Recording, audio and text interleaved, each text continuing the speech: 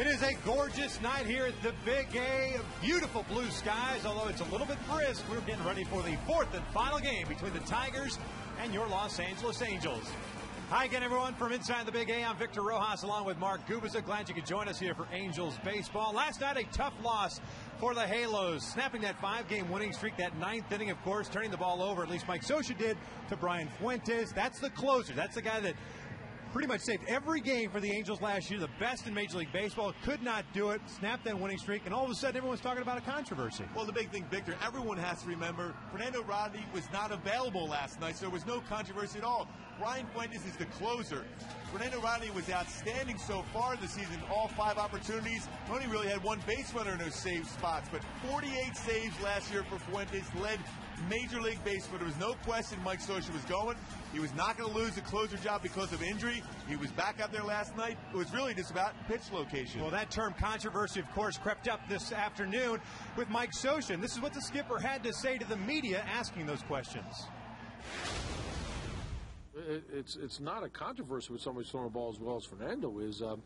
We're going to be a deep bullpen if Brian Fuentes is throwing his capabilities as he threw last year. So right now there's no controversy. We have to go out there and play and get things settled and see where we are, and then you can make decisions. Our bullpen is much stronger if Brian is throwing the ball and closing games than it will be if we have to adjust some roles and move some guys back. We won't be able to shorten the game as effectively as what our bullpen potential is. I think that's the exact point. Mike Scioscia hit it right on the head when the fact is Brian Fuentes, when he's throwing he's capable of doing, they're a much better bullpen. Hey, there's been some other issues in that 7th and 8th inning for the Halos out of the bullpen. Fuentes will not be that bad problem. It's going to be up to the other guys to be able to get the ball to Fuentes to be able to win the games. Angels trying to get back on the winning ways. It'll be Joe Saunders going for the Halos up against Justin Verlander. We've got first pitch coming up right after this.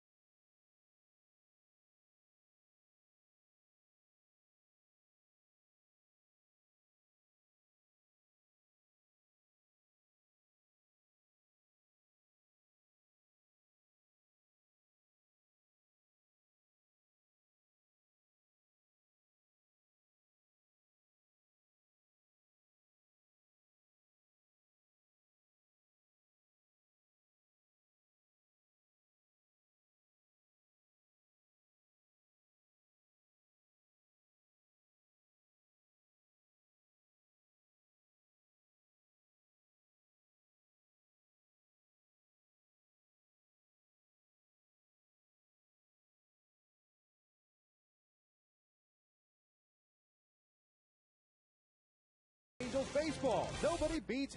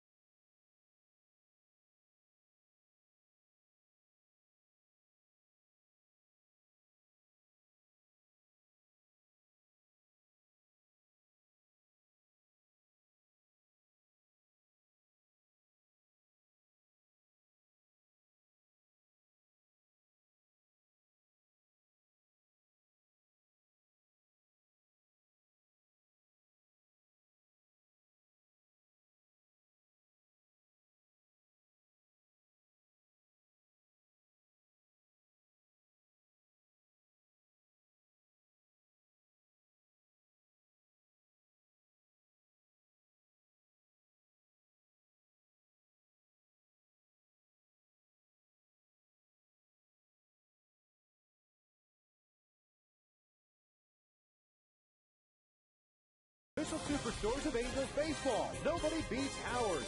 By your Southern California Hyundai dealers. Want more MPG? Hyundai has it. With 7 models that get 30 miles per gallon or more, Hyundai is now the most fuel-efficient car maker in America. And by Shakey's Pizza. What honor was Shakey's founder Sherwood Shakey Johnson awarded? Go to Shakey's.com/trivia.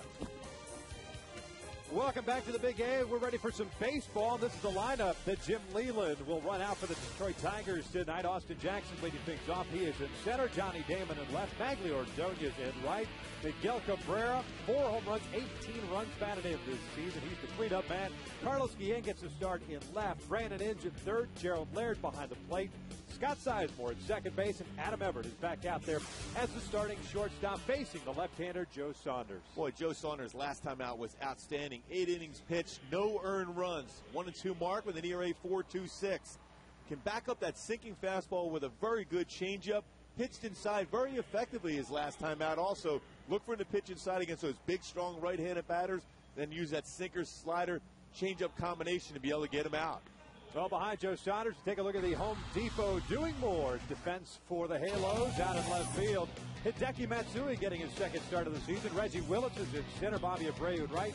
Wood, Ibar, Asturis, Morales around the infield. Mike Napoli is doing the catching.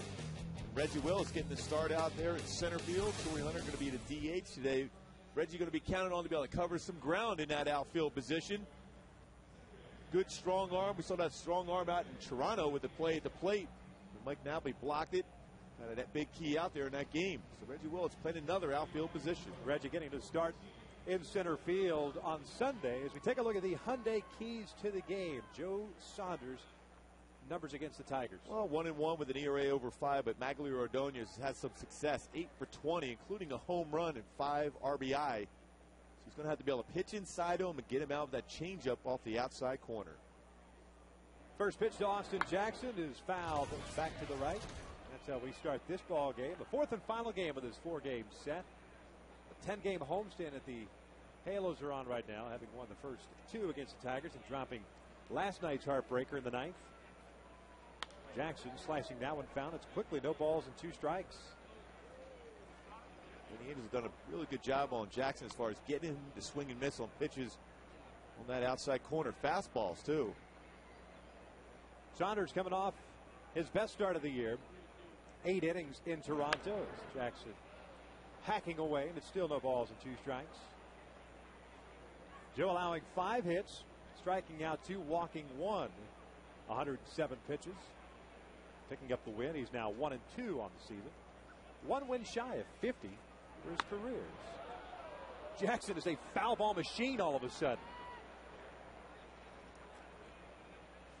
Time now after going inside just to try to sneak a fastball just off that corner, see if we can get him to swing and miss. Jackson 2 for 11 in this series. He has struck out quite a bit. That one's in the dirt. Nice dig by Napoli. Jackson has struck out 6 times in the last 2 games, 8 times overall. So is a youngster making those adjustments at the plate.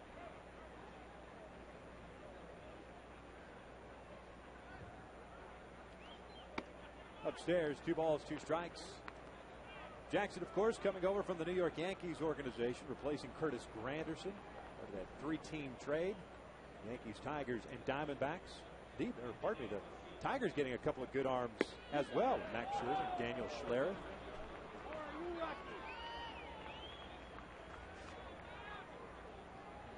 Jim Leland at the helm of the Tigers. 5th season for him. From 0-2 to 3-2. Here's the payoff. It is popped up to right center field. Reggie Willits has got the call. There's out number 1.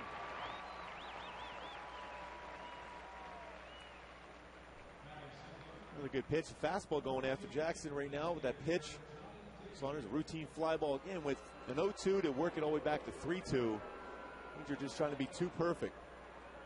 Leland's done a tremendous job with this Tiger club. Last year had him first place all the way to the end until the Twins caught him and had that 1-game playoff play-in game. What a game that was, too. Yeah. That game number 163. If that didn't get you pumped up for the postseason, you have no pulse, or had no pulse. And I guess if you had no pulse then, you probably still don't have a pulse now. Well, that's a good chance. Johnny Damon last night ejected. This is that big strikeout. Dale Scott ringing him up, and not once. Johnny Damon twice drawing the line in the dirt, and that's cause for automatic ejection. I talked to Johnny before the game about that pitch. I said, listen, Johnny, I know we're teammates at Kansas City, and generally any time the ball is thrown out of my hand, I consider it a strike. Because, well, sometimes I will go along with that, but that pitch was inside. I had no chance. And he said Jared just ran off the mound because he knew that maybe the umpire would reconsider. And what a terrific game Jared pitched last night. Did not have his best stuff. And actually didn't get the changeup going until that last inning, that 7th inning. Racked up 6 strikeouts, was in line for that victory. Unfortunately, did not occur. 2-2, fastball in, full count.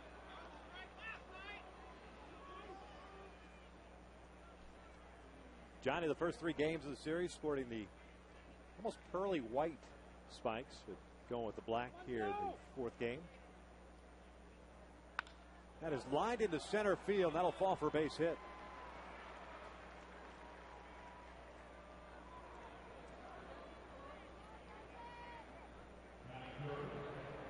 That's what Johnny Damon will do. He'll work the count, look for a pitch, and try to either, as you said, doink into left field or even drive. And he's a guy that on the inner half of the plate, that's where he's going to generate most of his power.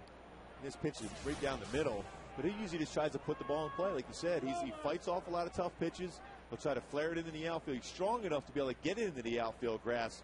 If you make a mistake in the inside corner, that's where he puts all the power. Maglio takes upstairs for ball 1.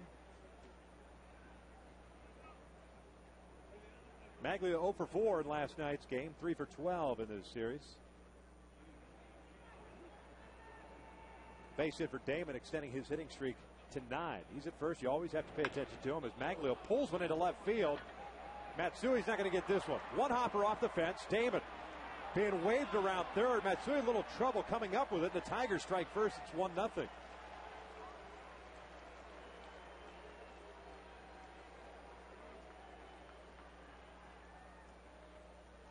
Joe Saunders, we showed that graphic, having a tough time against Ordonez throughout his career. 8 for 20 coming in. Now fastball on the outside part. He got in the inner half, but he turned on it. Matsui tried to be able to get it in, tried to pick it up with his bare hand, and bobbled it enough to allow Johnny Damon to come around and score. Gene Lamont may have held him up at third base, the third base coach for the Tigers. The way he hesitated before waving Damon home makes you believe that Cabrera shoots one out to right field, playable for Abreu. That'll be out number 2. Ordonez will stay there at second base. But I was getting back to the Lamont thing. I think if Hideki comes up with that ball cleanly, all of a sudden, I think you get the stop sign at third base.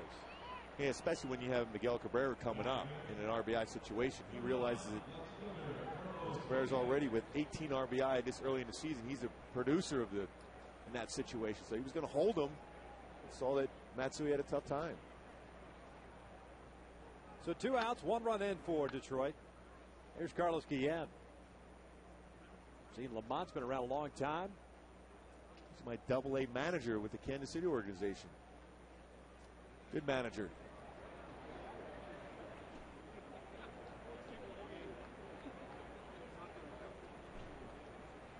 Yeah, takes a breaking ball down low for ball 1. Gene managed with Pittsburgh, White Sox. Been around with Jim Leland for a long time also. Been up together with Pittsburgh. Known him for a long, long time. Yeah, blinding on the left field. That's going to get down for a base hit. Maglio's being waved around. A throw from Hideki. Matsui's not in time. Guillen will take second base on the throw. And the Tigers up 2-0 here in the first.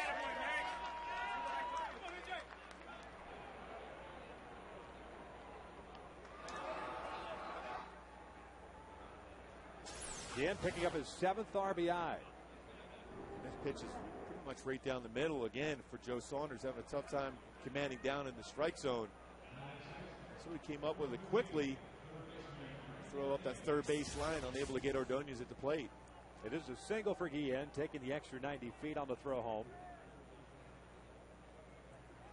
Keeping the inning alive for Brandon Inge. 275 on the year for Inge. No home runs. 8 runs batted in. Inge pinch hit in the ninth inning for Don Kelly last night. Struck out looking.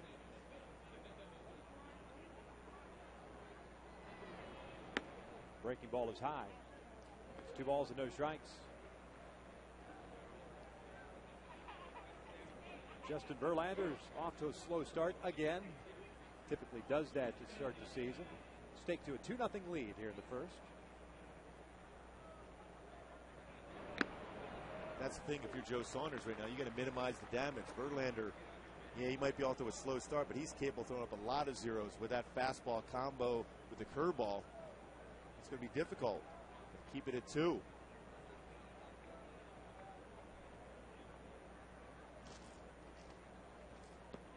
Inge, did he check his swing? He did. It's 3 balls and 1 strike.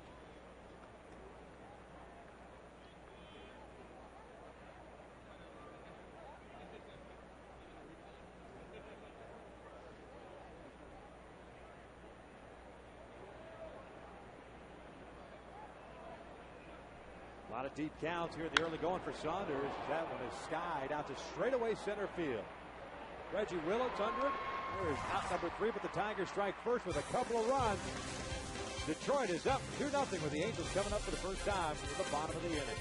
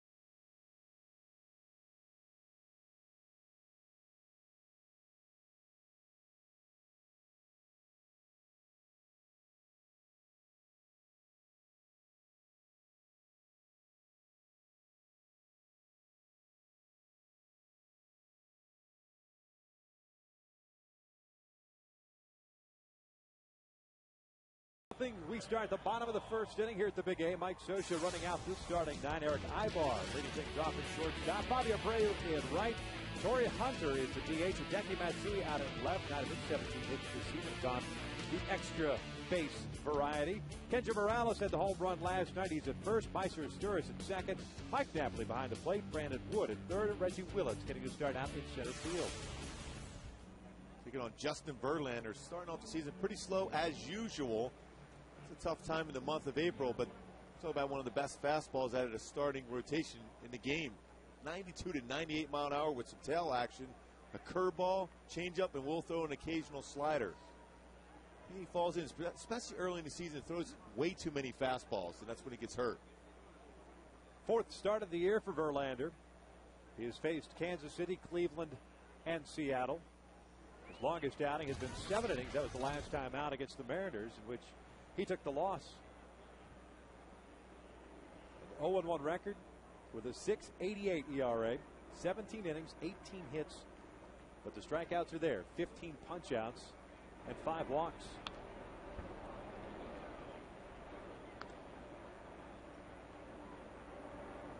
It's definitely a pitcher who doesn't waste a lot of time to grab that baseball and throw it. High tempo type pitcher, aggressive.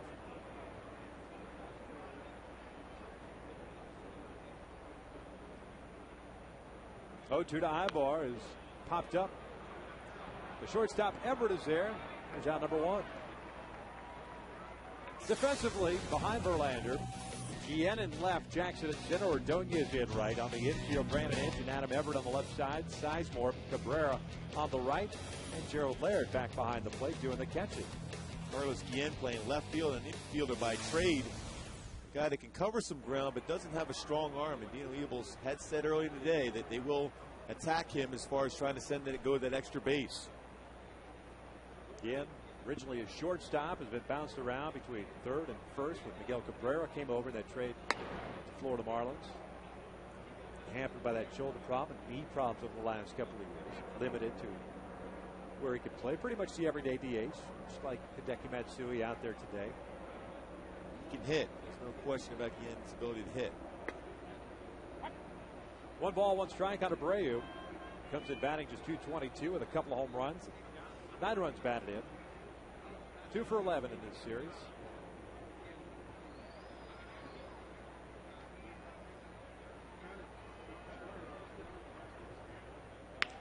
That is line foul, skipping right off the top of the dugout into the seats. Abreu has some pretty good numbers in his career against Verlander. 5 for 13 with a home run. That's .385 batting average. A number of the Angels hitters have had some success against Verlander as far as batting average.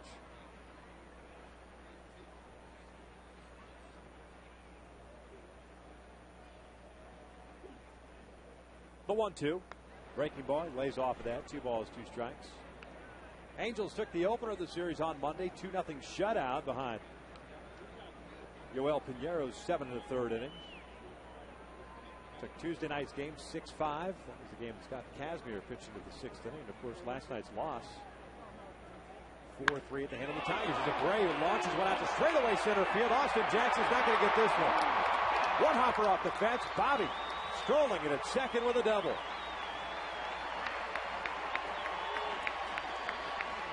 Well, we talked about how shallow Austin Jackson will play at center field. That's a quick first step to get back, but that ball was covered by Bobby Abreu to center field. No chance for Austin Jackson to make that play. Howard's X-Men will show location that fastball right down the heart of the plate. Talk about squaring up the baseball, big part of the bat, dead central. One hops the wall, scoring position. Here's Torrey serving as the DH tonight. Comes in batting .304 with a home run and 6 runs batted in. He's got good numbers in his career against Justin Verlander at .345 average. Verlander, at least here in the early going, has struggled against left-handed batters. They're hitting him at a .364 clip.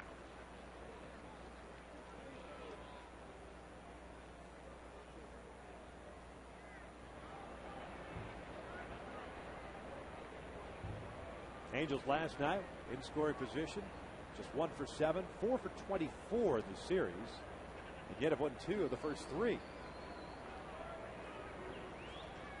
That's how good the starting pitching has been for the Angels. He takes down low. Before the game, Torrey Hunter awarded his 9th Gold Glove. That's the real deal right there. Well, he's got 9 of them. I wonder if he can just loan me one for a while. Looks good in the house. Hacking 3-0, and he fouls it straight back. You think he'd loan it just to the TV booth so we could just have it up here? Yeah, it would look good. Right? Put it up by Norm because he loves having like the little statues and bobbleheads up by his stuff up there. They could definitely improve the decor up here. That's not saying a whole lot.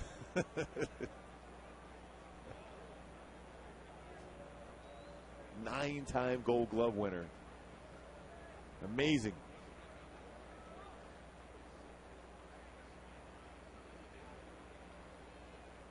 Three-one pitch. Takes down low, and there's ball 4.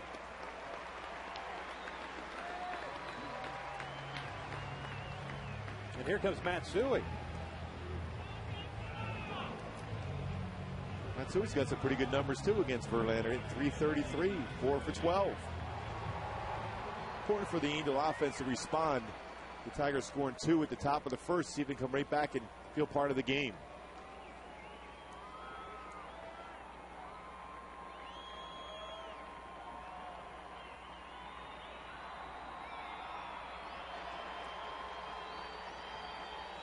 First pitch. It's fouled back to the left. Matsui just 1 for 8 in this series with the 1, a 2 RBI double. Comes in with a 293 average, 3 home runs and 10 runs batted in. Those 10 RBIs, good enough for the Angels team lead as that pitch is outside.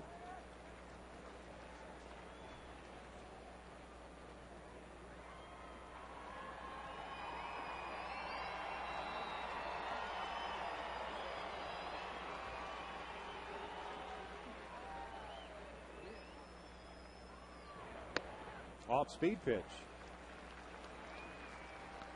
With both pitchers piling up the pitch count in the first inning.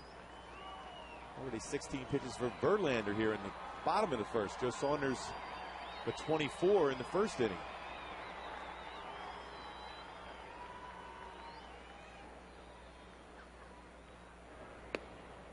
Another pitch missing outside. And a fantastic hitter's count at 3 balls and 1 strike to Matsui. That was an odd pitch, too, for Verlander. 2-1 changeup when you throw 96, 97 miles an hour. Early in the game, your team gave you a 2-run lead to start with. 3-1. That is ripped to the right field, a base hit. Bray is going to be stopped at third. That's how quickly that ball got to right field. They are loaded up for Kendry Morales.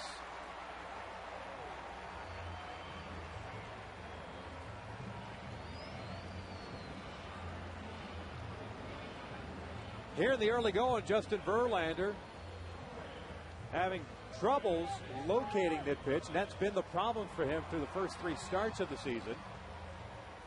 And there's no question a pitcher that struggles early, or a hitter in the month of April, it plays in your mind. You're always asked that question, how come you're such a slow starter? Well, the reality is the confidence level's not there. Verlander going from the windup. The first pitch off speed is upstairs. Here's our Coors Light cold hard blast. Bam! You're talking about way back. Nearly hit the State Farm sign. That ball was covered. It is our cold hard blast. Good time for another one of those. You putting in the call right now? Yeah. 1 ball, no strikes. The Angels this year with a 125 average with the bases loaded. 1 home run. That was Bobby Abreu with the grand slam in New York. As Morales running to the left field. There's a base hit. Abreu will score. Torrey Hunter will score. And we are tied up at 2.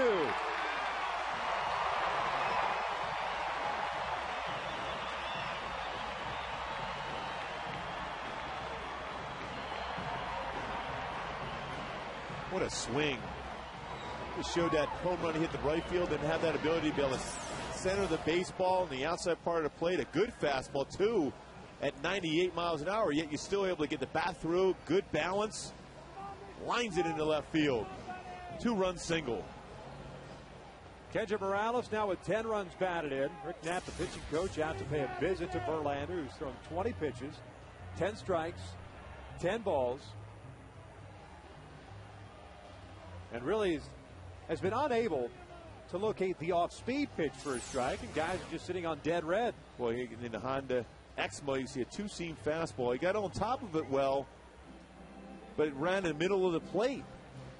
Bad location of that fastball. You're right, it's because he's been ineffective with the changeup. His curveball hasn't been in the zone yet.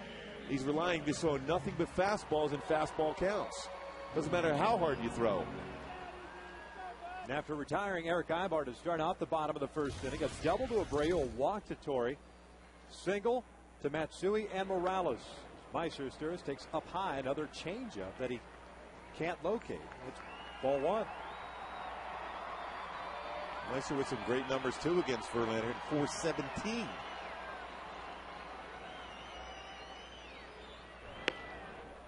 There's a good one. It's 1 ball, 1 strike. Meister's been extremely good with men in scoring position this year. Has been throughout his career, but this year at 571, the limited times he has been in the lineup. And that one's popped up. Right side of the infield. Infield fly rule is called. And Sizemore had trouble finding it.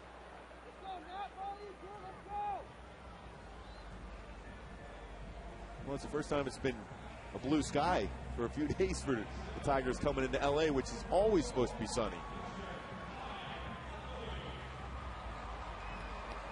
So 2 outs now. It'll be up to Mike Napoli.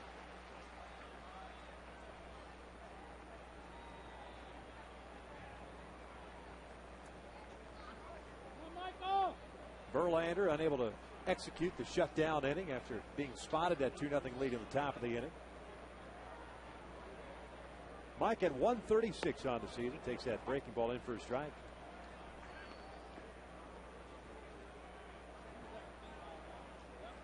Hit the ball hard last night. Nothing to show for it.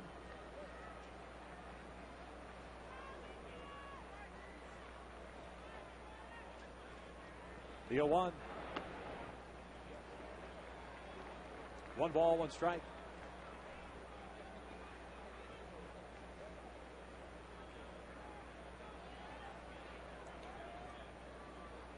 Brand new ball game for the Angel left-hander. That's what you like to see, your offense respond, get you right back in the game. Allows you to be more aggressive now.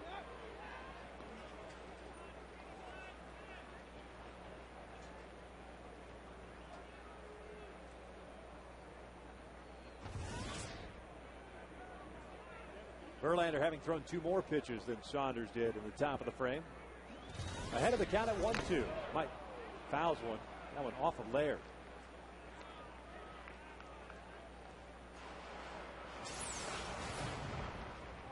That's a little bit of a late swing for Napoli. It's right in the mask and out the chest protector too.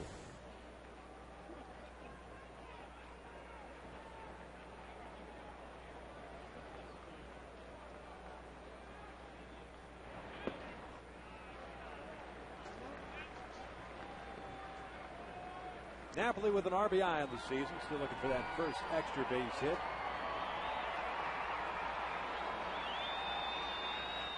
Angels everyday catcher now with Jeff Mathis on the disabled list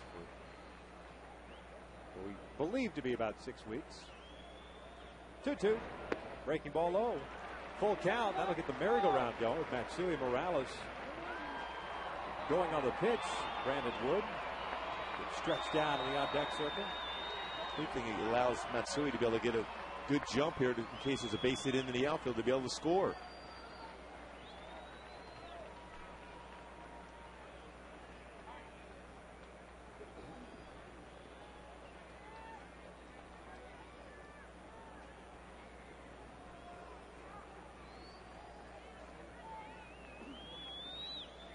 Here's the payoff. Lays off of that one. A tough pitch to lay off. And Napoli works himself a walk. They're loaded back up for Brandon Wood.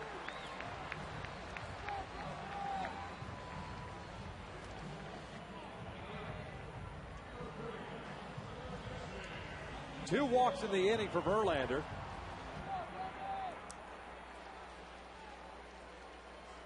And 3 hits.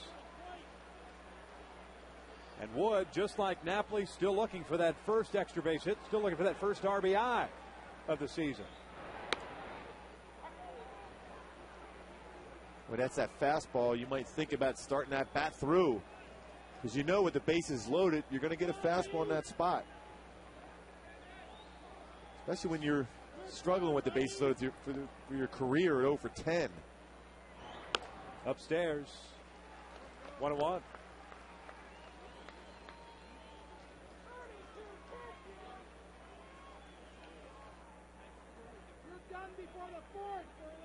Two fastballs thus far from Verlander. Here's the 1-1. Swing and a miss. 1-2.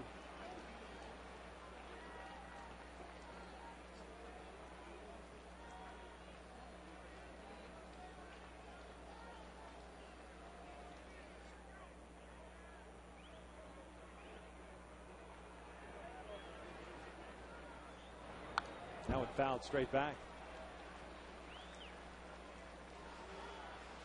Or, you know, when you think about it there, the fastball swung through it, a fastball elevated, tried to get him to swing and fouled it back. More than likely, Verlander with a very good curveball, especially ahead of the count 1-2, might be dropping that curveball now.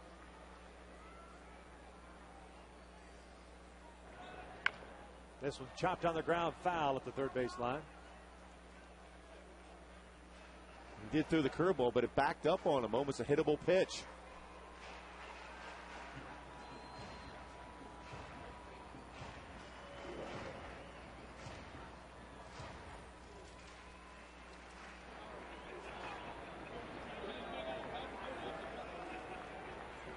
Matsui at third, Morales at second, Napoli at first.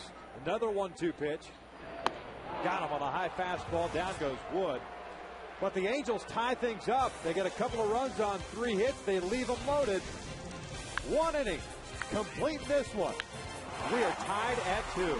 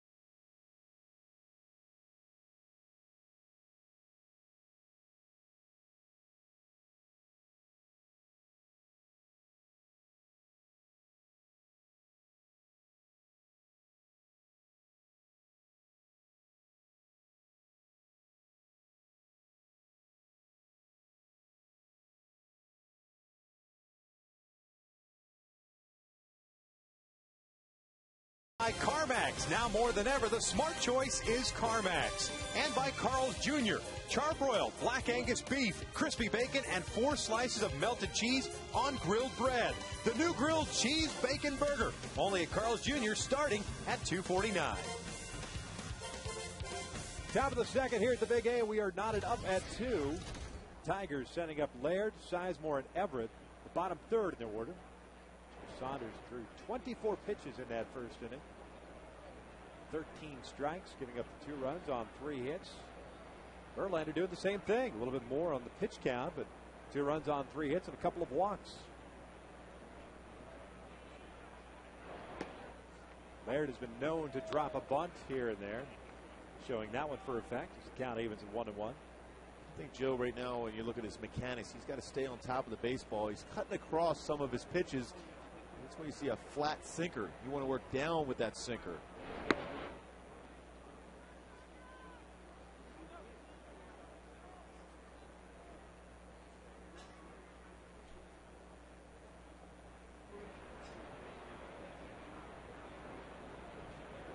There's a strike, and it's 2-2.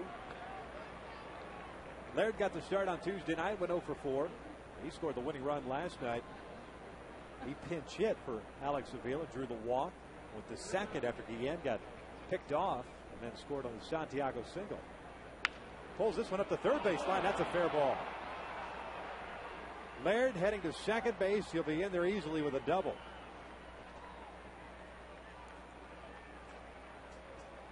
Third double of the year for the Tiger catcher, and immediately a guy in scoring position. And Laird, always a guy that loves to hit the fastball. Again, that fastball, if he stays on top, Joe Saunders, that's going to sink off the outside corner. But you see that cut action on the fastball, ends up being the middle part of the plate. Mentioned the 0 for 4 he had on Tuesday. The first 2 at-bats were hard hit over to third base. Stewart's making a nice play. Sizemore pushing up a bunt at the first base side. Backhanded flip. Ibar with the bang. Wow. Terrific play by Meiser Asturias. There's the first out. Boy, that looked like it was in no man's land. That was going to be an infield hit by Sizemore. What a play by Meiser. Good flip, too, by Joe Saunders. See, a left-hander is going to fall towards third base. It'll flip. Meiser, bare hands, keeps his foot on the bag for the out. Slow will show, just looked into the glove, flip, and Meister making the play. Boy, that's outstanding. I'll give a run for Mark Burley's play at first base. Infield in now for the Angels.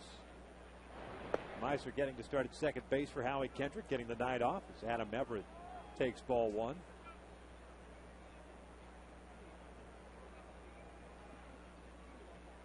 See what kind of play the Tigers are running with Laird at third base. Decent speed.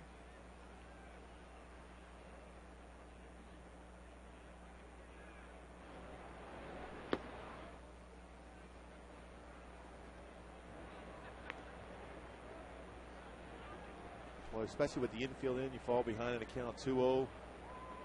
Adam Everett just looking to try to put the ball in play. That was in a very good fastball count.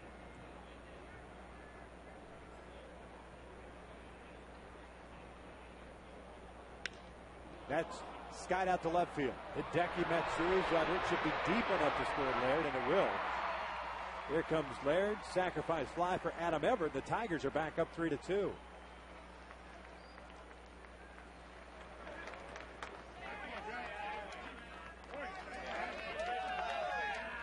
Adam Everett did his job. He got himself in a great fastball count. Joe Saunders has to throw the fastball, has to get the middle part of the plate. All of a sudden, Everett hit that fly ball to get the run across.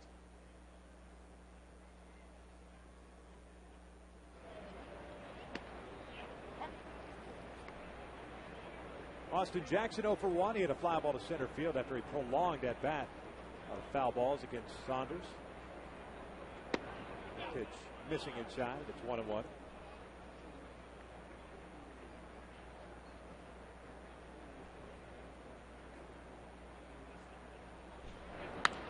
On the ground towards second, as Stewart has got it. There's out number 3, but the Tigers regain the lead. They get a run on a hit. Playing a little small ball. We had some great defense in the inning.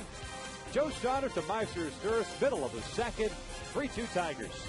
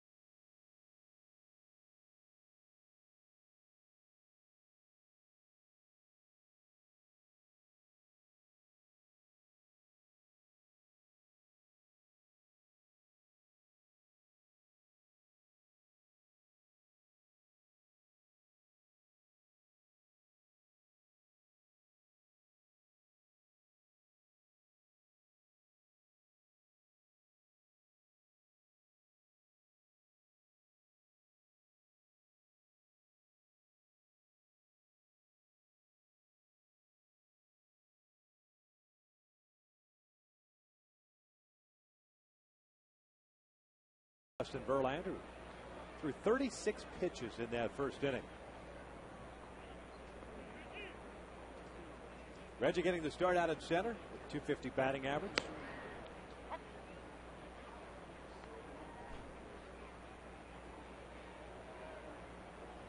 Give Torrey Hunter the quasi day off, serving as the DH tonight. Threw the fastball, and it's 1 ball, 2 strikes. When you have that type of fastball, you got to challenge hitters more often, Verlander, in this spot, especially when he's had a tough time with that changeup in particular, and of course even his curveball. That one missed up high. It's 2 balls, 2 strikes. Former Rookie of the Year in the American League back in 2006, winning 19 games, signing a big contract right before spring training. Takes him through 2014. We saw a lot of those deals, or so it seemed, this offseason. Josh Johnson of the Florida Marlins stands out. Justin Verlander, Team Lincecum signing a 2-year deal.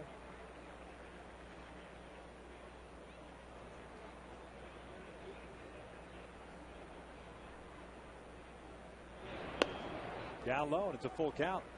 Verlander, of all those pitches in the first inning, then you have to face Reggie Willis, who always seems to have a full count. Be 0-2, 1-2, next minute you look up, it's 3-2. It's foul back.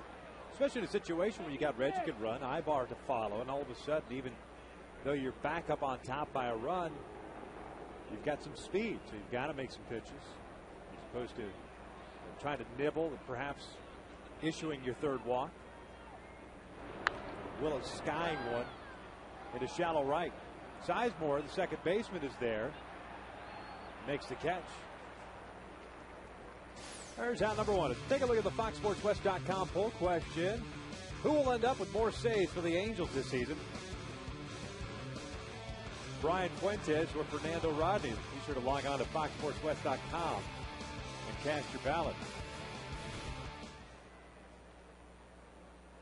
Brian Fuentes talking to Kevin Jepson and the guys in that bullpen. No controversy. It doesn't really matter. Doesn't matter. Fernando Rodney was brought across to the Angels from the Tigers to be the 8th inning guy. Certain times he'll get opportunities to close out ball games. He did an unbelievable job filling in for Brian Fuentes. Brian Fuentes led the majors in saves last year. Yes, he missed location in that pitch to Miguel Cabrera. No doubt about it, and he'll be the first to tell you that. Bottom line is, like Mike Scioscia said before the game, they need Fuentes to pitch well to be able to make sure that bullpen is deep. The struggles that Scott Shields has had mechanically, not stuff-wise, just trying to get back in sync. We're starting to see Jason Bolger, Brian Stokes kind of turn the corner a little bit. Jason, of course, having a good year last year. And at least we know what we've gotten Fernando Rodney. I mean, he showed it to Angel fans, front office. Still, in my mind, even though it's struggled, it's still the strength of the club, the power arms out of the bullpen. There's ball 4. Hey, fans, the New York Yankees will have made the Big A for an exciting 3-game series tomorrow night through Sunday. This will be the Yankees' only visit to the Big A this season. Guarantee your seats for this exciting matchup by purchasing tickets at angelsbaseball.com or the Angel Stadium ticket window. We're going to be all over the TVs. Tomorrow night, prime tickets, 7 o'clock. On Saturday afternoon, 1 o'clock, Big Fox. And then, of course, on Sunday afternoon. See if Joel Pinheiro could put up those type of numbers again like he had against the Yankees in Yankee Stadium. Struck out A-Rod 3 times. Actually, A-Rod should have been struck out the 4th time against Kevin Jepson, but didn't get the call in the outside corner. Verlander paying attention to Ibar.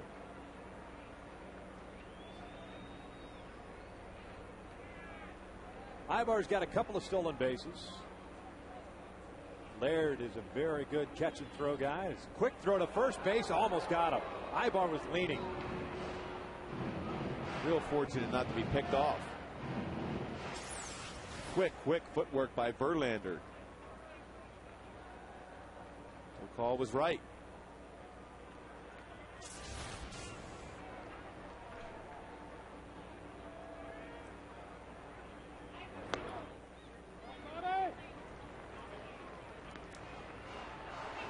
See Verlander with that quick move, but when he goes home, he's around 1-4, so he's not particularly quick to the plate. What helps him, though, is having a fastball in the mid to upper 90s. Give your catcher a better chance to be able to catch and throw. So most times as a pitcher, if you want to be quick to the plate, give your catcher a better opportunity to throw out a base runner, you want to be around that 1-2-5, 1-2-8 range. Have any chance of throwing out a good base stealer.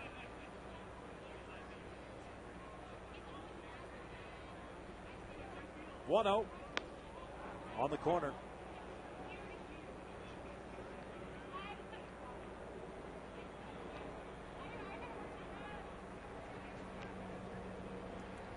Abreu with a double in the first inning. He's 1 for 1 and came around to score.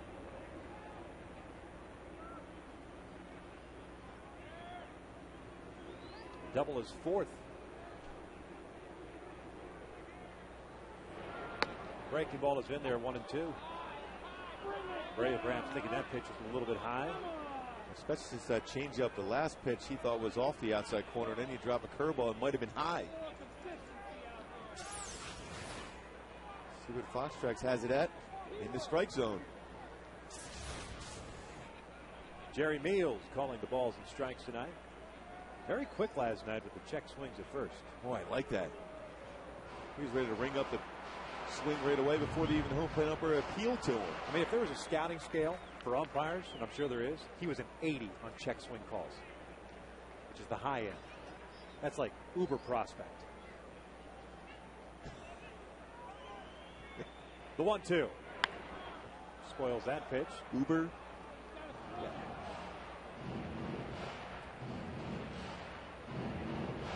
Better believe it.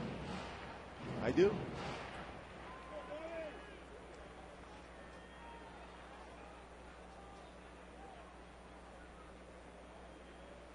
Fredo Griffin talking with Eric Ibar briefly.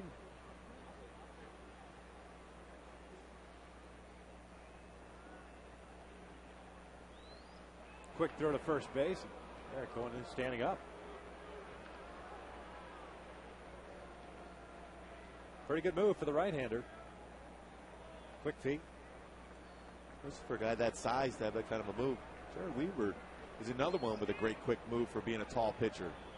There goes Ibar, and the pitch is cut on and laced into left field. Ibar rounding second, heading to third easily. Bobby Abreu with his second hit of the night. The Angels have runners at the corners with 1 out, and Torrey Hunter coming up. Boy, good jump from Ibar with Everett covering the bag, leaves that spot vacated. And Bobby Abreu is so good as far as going the other way with the pitch. Fastball elevated out over the plate, drives it through that hole for a base hit. Of course, no hesitation for Ibar going to third.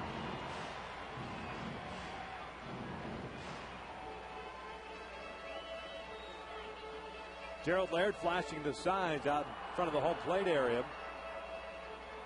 In case Abreu decides to take off. He's got a couple of stolen bases himself as Torrey steps in after having drawn a walk in his first plate appearance. So no official at bat for Torrey, although he did pick up a run scored.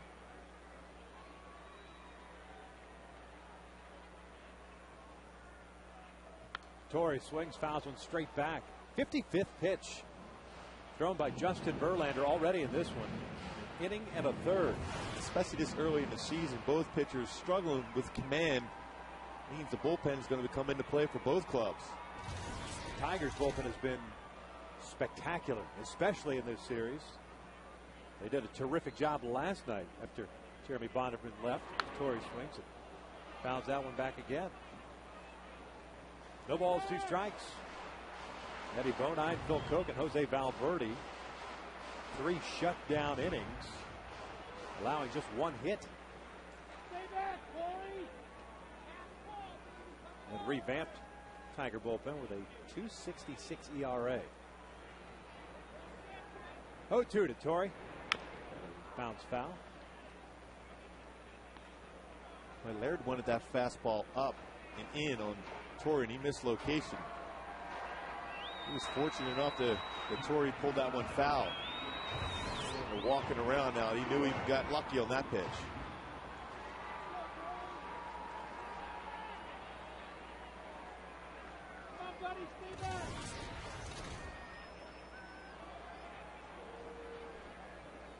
Ibar third, Abreu at first.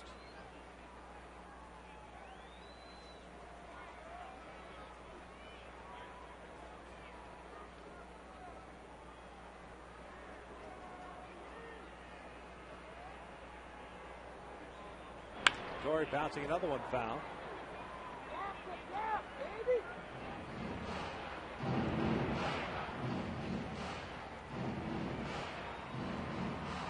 That's the spot where Torrey Hunter likes to pitch. Middle in. That's the spot where he drives the ball hard, particularly to left field. The ball hit the right center field as a fastball up and out over the plate. Verlander now starting to get locked in. 8 straight strikes for the Tiger right-hander. Quick throw to first, and Abreu's back. So Verlander still very cognizant of the man at first base. The speedy Eric Ivar at third.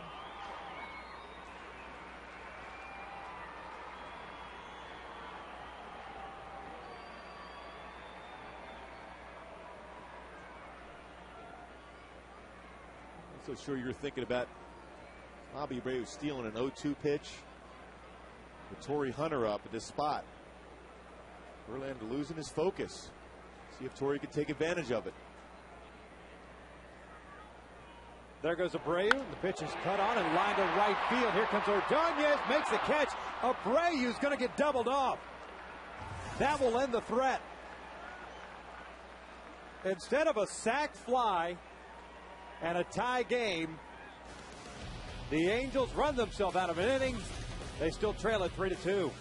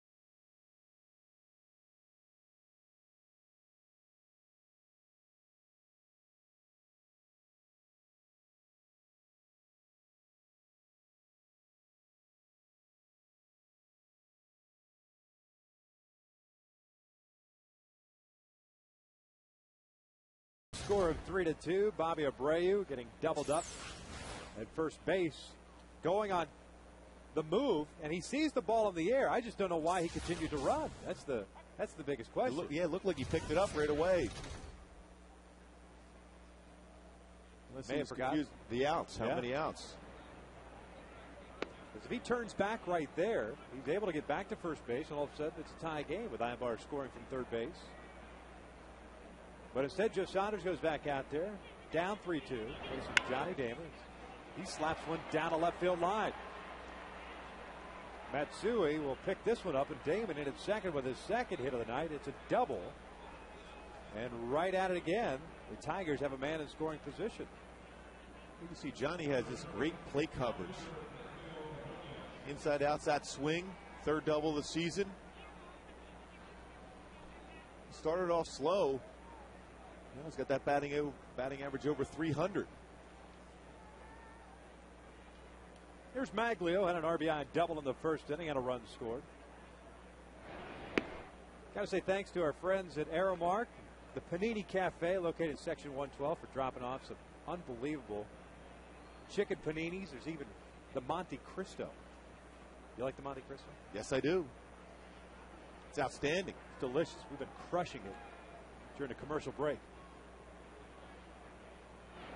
Maglio takes inside, 2 balls and no strikes. Wow, sushi last night, paninis tonight.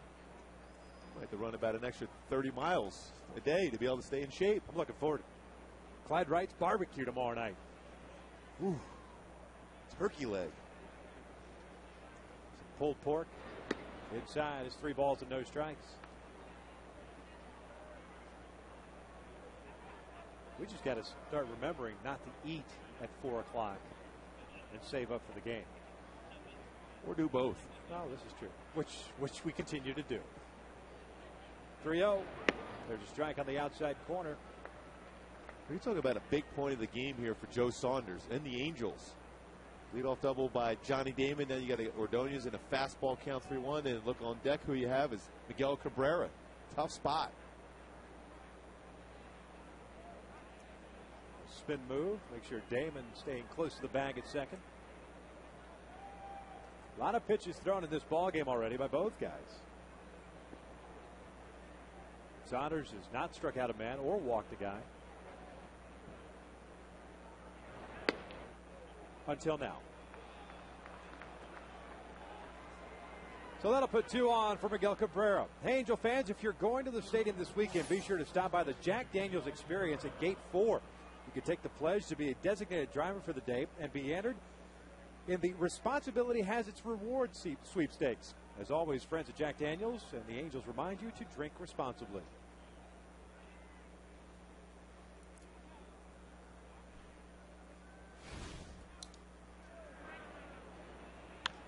Miguel Cabrera looping one down the right field line. That is a fair ball.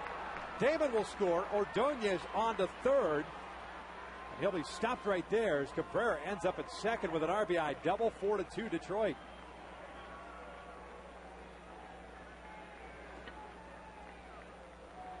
Well, you can just see this is an RBI machine, Cabrera is, and that wasn't a bad pitch. It was down, but it's so strong, hits it hard down the right field line for another double.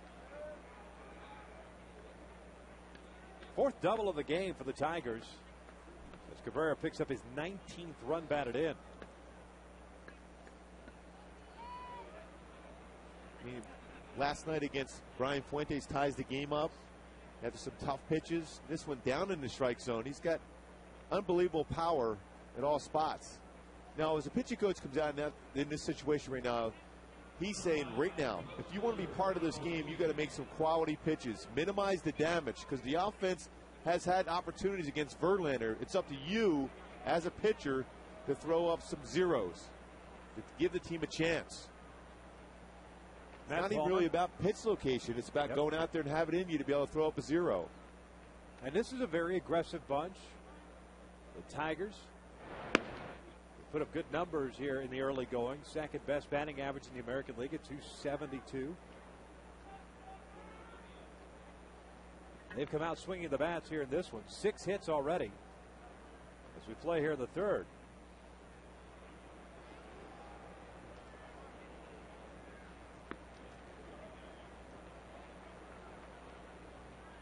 Ordonez over at third base. Cabrera over at second. Nobody out here in the 3rd. 4-2 Tigers.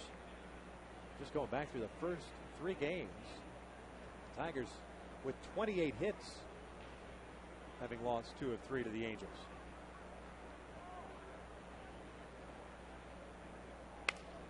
Broken bat and roller will score a run. Sturis plays the first. Crossing the plate is Ordonez, and it's 5-2 Detroit.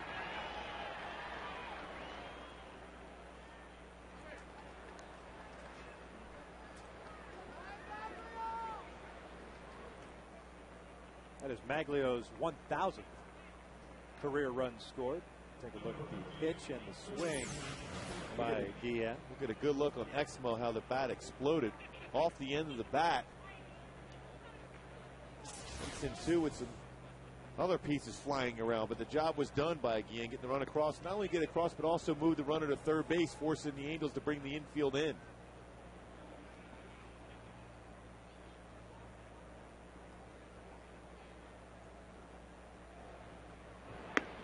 Snap throw to third base. Cabrera back in. Not a bad idea with Cabrera. Not known for his speed. Perhaps that he lull him to sleep a little bit. Well, if you notice, the Angels infielders aren't all the way up in the infield grass because Cabrera doesn't run that quickly. They can be afforded to be able to be back a little bit further. Big swing by Inge, comes up empty, and it's 2-1. See right there, most times when you have the infield in, you're up on the grass, but because Cabrera doesn't run real well, they can go back a little bit. Better opportunity to be able to make a play and keep that run from scoring. Another good fastball there, evens the count at 2-2.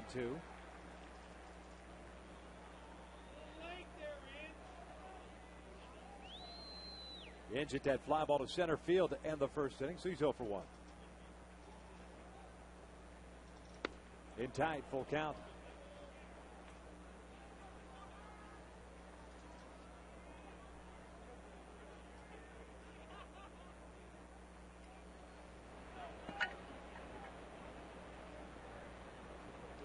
Three-two popped up. Esturris going out. It's his call. Backpedaling, makes the catch. Cabrera will stay at third base. 2 outs now.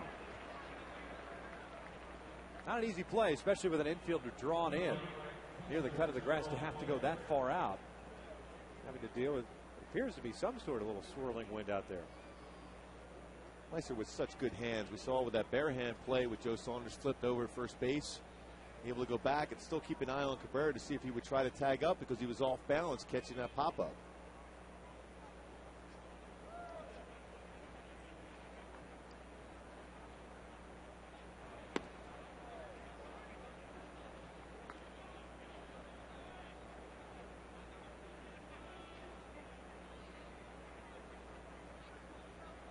Laird 1 for 1 with the double down into the left field corner.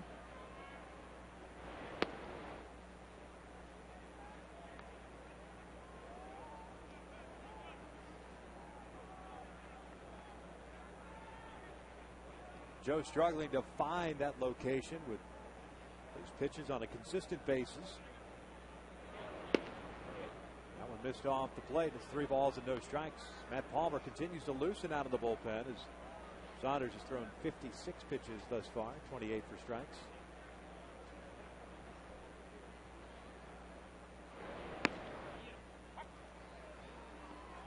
You notice how that fastball for Joe Saunders is cutting across the plate. He's a sinker ball type pitcher. You want to stay on top and finish out in front. He's cutting across his body, and that's why you see that cut action. And Laird will draw the walk. Second walk of the inning. And Saunders is done for tonight. Here comes Mike Scioscia making the move. After 59 pitches, Joe Saunders just doesn't have it. This is a team, the Tigers, have struggled against left-handers this season. Just a .240 average. Have touched Saunders already for 5 runs on 6 hits. His night will come to an end. Matt Palmer coming in. Tigers up 5-2.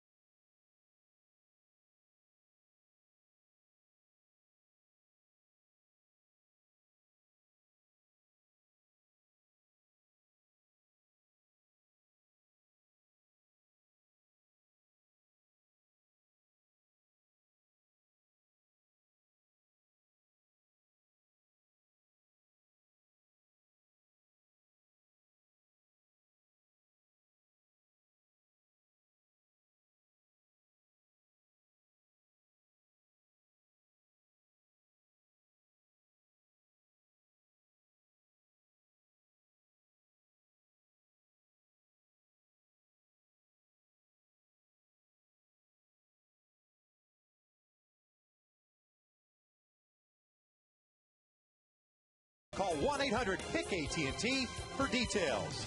And by your Southern California Ford dealers, where you'll find the new Transit Connect Check it out at scforddealers.com. Matt Palmer now on in relief of Joe Saunders, pitching in his 5th game, a 482 earned run average, 9 1/3 thrown thus far, and he comes on with runners at 1st and 3rd. Scott Sizemore to plate, 2 outs here in the 3rd inning. Got to be cognizant of Laird as this was put on the ground. Tough play at short, and they go the short way, force out Laird, and there is the 3rd out of the inning. Tigers get 2 runs on a couple of hits. They lead it 5-2.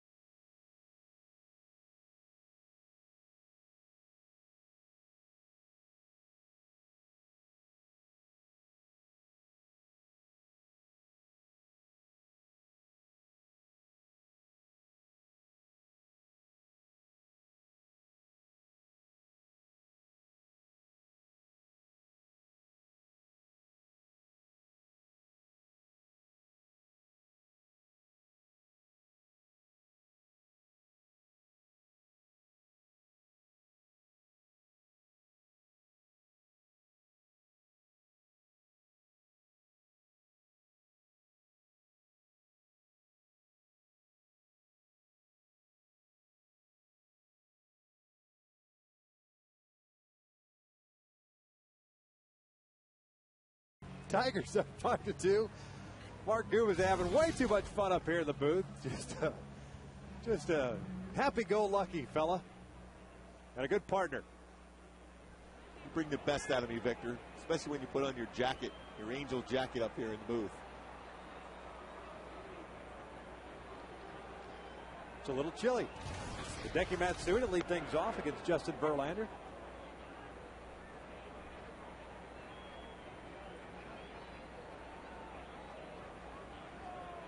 Matsui had a single back in the 1st inning, so he's 1 for 1.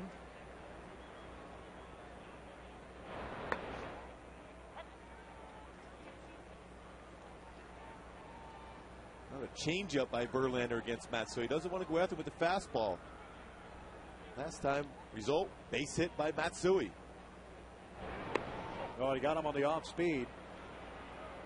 Strikeout number 2 on the night for Verlander. Out number 1 here, the 3rd, brings up Kendra Morales. Hey, the Farmers Insurance true story of the game. Mike Napoli hit a home run in his first Major League Baseball plate appearance against Justin Verlander back in 2006. And it's a distance. Yeah, it did. At Comerica Park on left center field.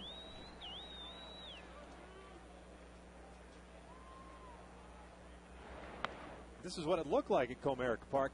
Little afternoon game.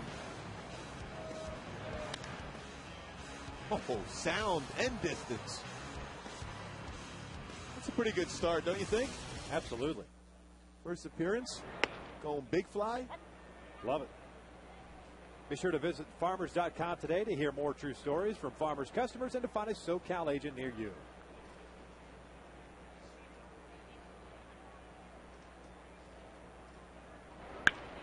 Morales skying one foul down the left field line.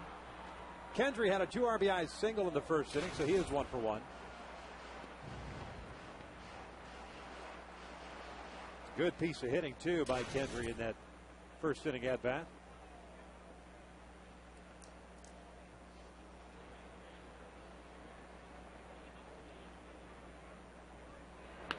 He skies one out to center field, chasing Austin Jackson back a little bit.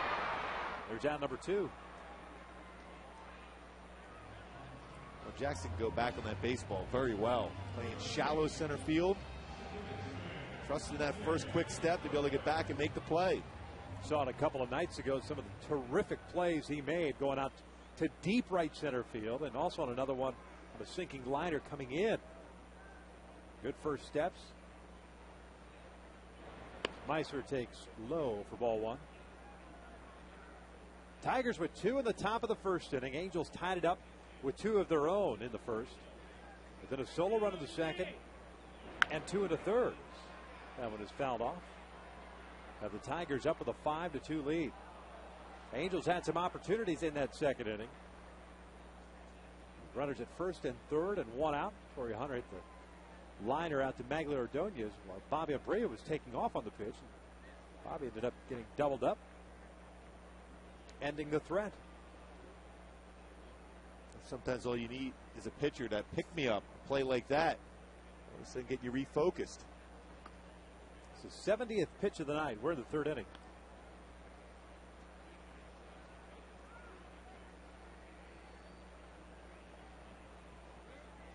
Meiser popped up in that first inning, so he's 0 for 1.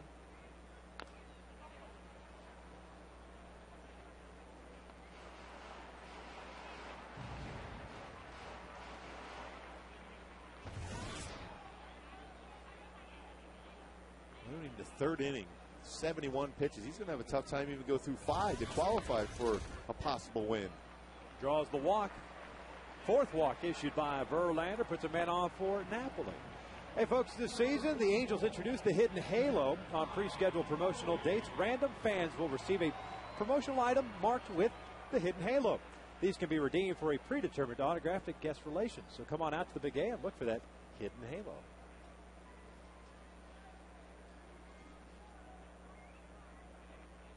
Napoli drew a walk himself in the first, so no official at bat for him.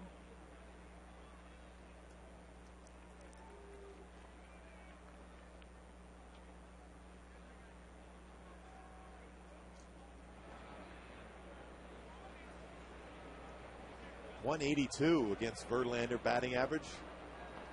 Always remember that first one, but right now, if he could center a baseball, hit it up the right center field, get over the fence, get back in the game, certainly has tremendous power the other way. Oh, he had the hack right there. It really was 5-4 on that swing.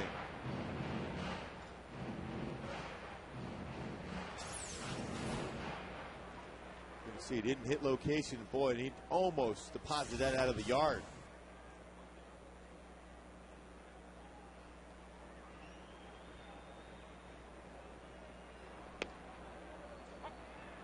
Then he goes 97 at the knees and on the corner. It's not fair. If you can throw a fastball at 97, locate like that,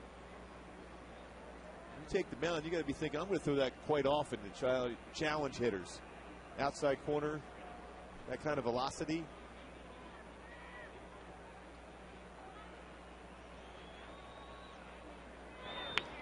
Pulls the off speed into, actually off the railing of the dugout, into the seats. You see the difference in speeds. Best fastball at 98. His changeup at 79. Nearly 20-mile-an-hour difference.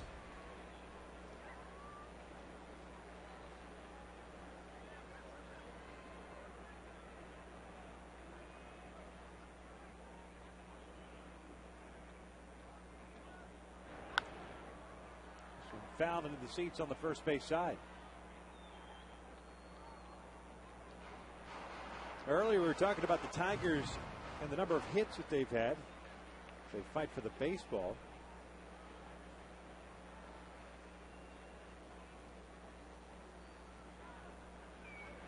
Hey, congratulations, buddy. You're the man. Asturis is going to throw down from Laird's, not in time. Stolen base for Meiser. And a 1-2 count. Good pitch to go on. Curveball. A chance for Laird at that point. He'll even catch and throw. In the dirt. Pretty good job of even making it close. Second of the year for Asturis.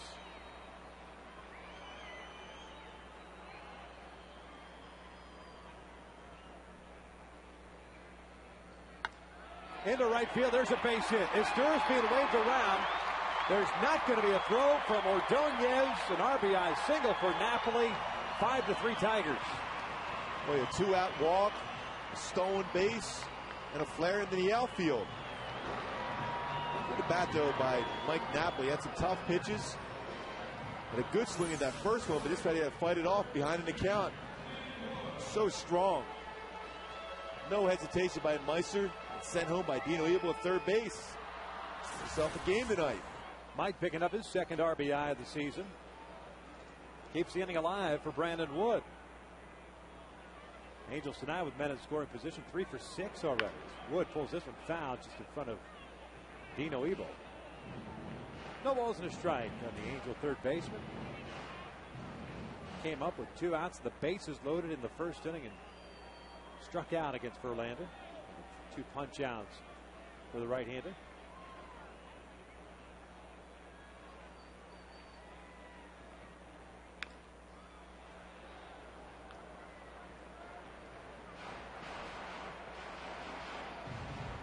Quickly in the hole and no balls, 2 strikes. And last time in the same type of count, 0-2, we elevated a fastball.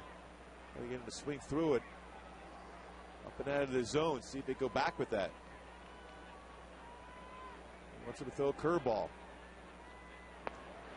Down goes Wood. There's out number 3. But the Angels get a run on a hit.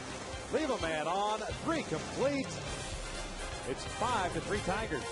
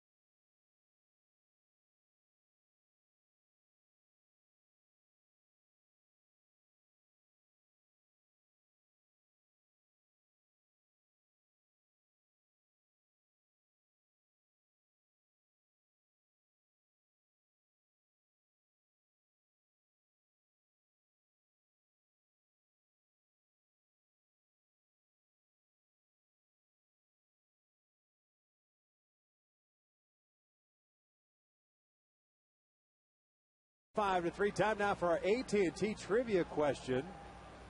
See Napoli and Esteuras. Who was the last Detroit Tiger to win the Cy Young Award? 84, no, Willie Hernandez won the Cy Young and the MVP. Willie, don't call me Guillermo Hernandez? Exactly. Or was it Guillermo, don't call me? Screwball. Yeah, he was. Willie. It's pretty good. Former Chicago Cub. Philly. Yeah. After that or before? Before. Adam Everett to lead things off against Matt Palmer. The Cubs back in the late 70s had a bunch of really good players. They weren't good as member of the Chicago Cubs, but all of a sudden they all left. Pretty talented guys, man. Willie was one of them. Bruce players Suter, go through there. No Rick question. Russell. Crazy. And last year, Matt Palmer flourished in this role, coming in these spots. The long guy out of the bullpen. See if he can keep the opponent at bay as the offense responds.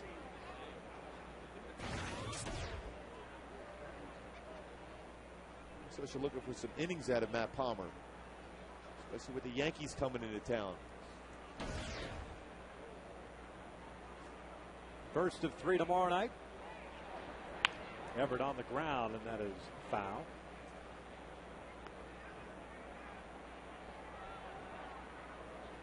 Everett more of a defensive shortstop than offensive. Came in batting .214. Had the sacrifice fly in the second inning, picking up his first RBI of the year.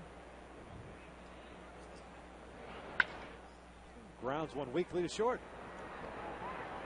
One away. Matt came on with 2 outs in the third inning after Saunders had walked Gerald Laird. Joe Saunders going just 2 2/3, walking 2, allowing all 5 runs, all 5 earned on 6 hits.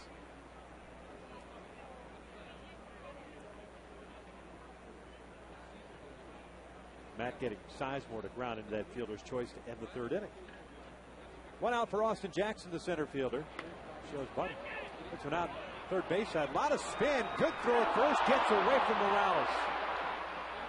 Jackson will head to second. Because that ball had so much spin on it, it never gave Mike enough opportunity to really set that base as far as his footwork is concerned to throw a strike over to first. Exactly right, because he looked like he wanted to reach down with his bare hand, but it spun away from him and had to use the glove. Don't think that baseball would have rolled foul anyhow.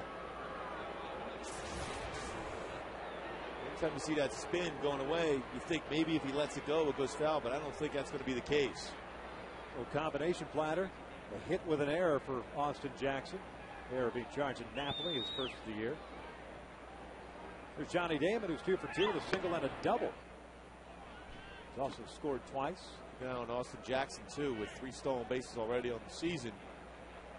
Base runners realize the easiest base to steal is third base.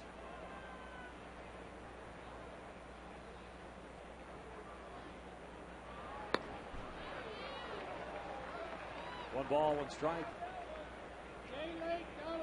And crucial, if you will. I mean, I know it's still early, just the 4th inning, but the way things have been going, that to keep this run from scoring. Keep it at 5-3. Continue to chip away. Especially since Verlander's already 81. There goes Jackson. The throw down from Napoli. In time. Done down is Austin Jackson. There's out number 2. And that's got to make Mike Napoli feel really good. A good base stealer in Austin Jackson, but even a better throw by Mike Napoli. Had a tough time in spring, but this is a quick release and a strong bullet down to third base. To be honest with you, I'm not sure I really like that play. Left-handed batter to plate, got a couple of veterans in the middle part of the lineup. You're already in scoring position. Gives the catcher a clear throw and vision down to third base. David draws a walk. Next one will show that the ball certainly beat Jackson in, but you wonder if he got that foot in before the tag was applied. Just get a break here. There's no question the baseball got there first, but that foot got on the bag before the tag was applied. Dale Scott with a great call over third. Well, there's no arguing that one. No, why? It goes the Angels' way. Why argue it?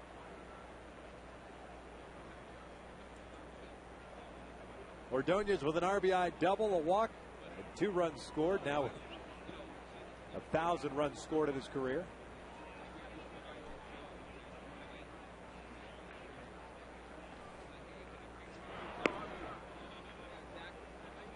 Palmer falling behind at 1 ball, no strikes. Matt Palmer's got a very good move to first base, too. Johnny Damon, though he doesn't have a stolen base yet this season, very quick. 1-0. Looped out into shallow center field. Reggie Willits coming on. Dives, and he makes the catch. Yes, he did. Terrific dive on the part of Reggie Willits. Ends the top of the 4th inning. What a play by Reggie Willits. Full extension, dive, just gets it before it hits the ground. Game saver.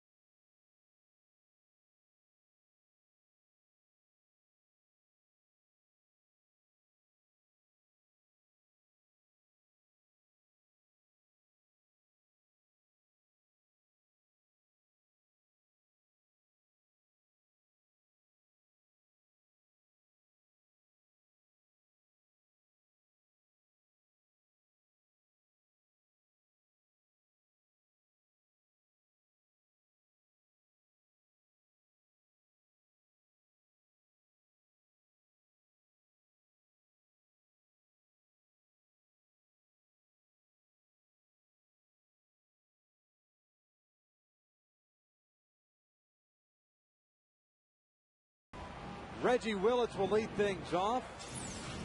Boy, how many times you see this? One person, one play.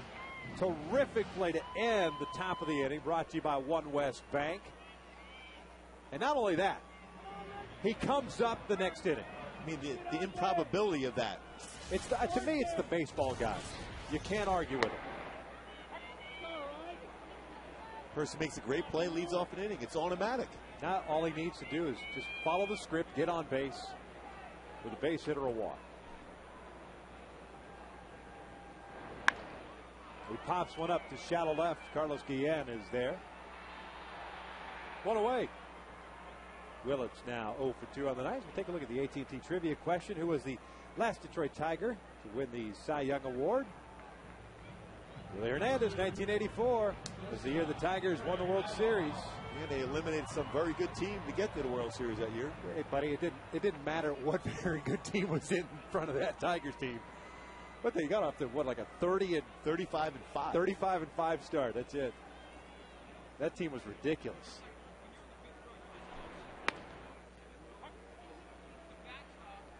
Verlander falling short a little bit last year, falling to Zach Greinke of the Kansas City Royals. Good numbers.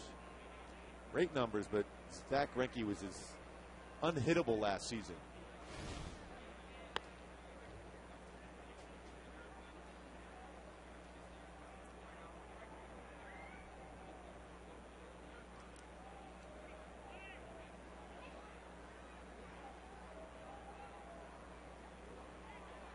Ibar with a pop-up and a walk. Just got hit in the knee on that one. Let's take it back to that Tiger rotation. Dan Petrie was part of it. Jack Morris, right? Was Walt Terrell a part of that? Or was that after? Milt Wilcox was part of that. Wilcox was there. He won Game 3 of the ALCS against the Royals to get to the World Series that year. They seem to have switch hitters and power throughout that whole lineup. Lance Parrish, Darrell Evans, Lou Whitaker, Alan Trammell. They had Howard Johnson and Brookins. Brookins at third, right? Third base platoon. Chet Brookins, the Tigers' first base coach. Chet Lemon. Larry Herndon. Gibby was there. Kirk Gibson. They seem to have everybody. Yeah. They seem to have more than a 25-man roster, believe me. That team was good.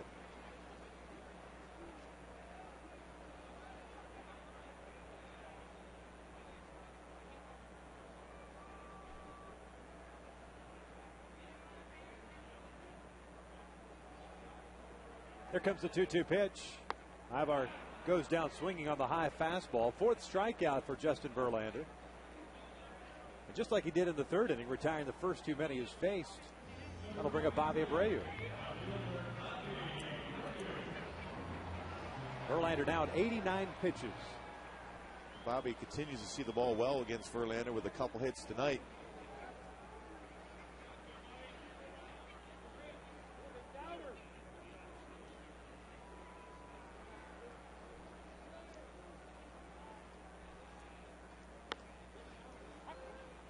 There's a strike. Bobby doubled with a single and a run scored.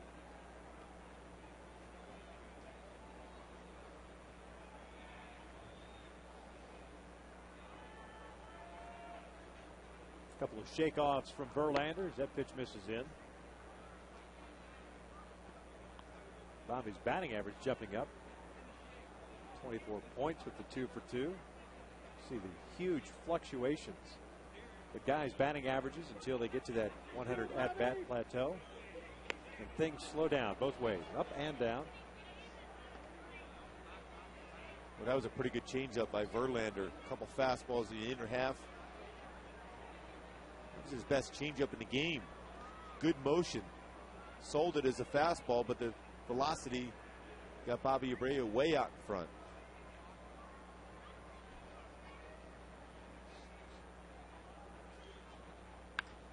Popped up down a left field line. Long run for Guillen. This one's slicing it. It's foul.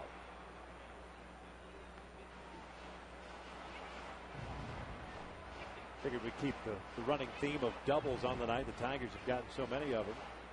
Bray already has one himself. 4 total doubles for Detroit through the first 4 innings.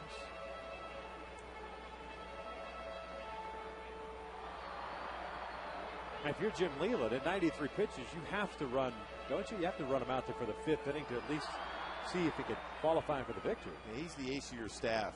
And you always are, if you're a guy that they count on with lots of W's, you're always afforded that extra inning, even though the pitch count is up high. On the ground to second. Sizemore has got it. It's a 1-2-3 inning for Verlander and the Tigers. First time that he has sat the Angels down in order. 4 complete here from the Big A.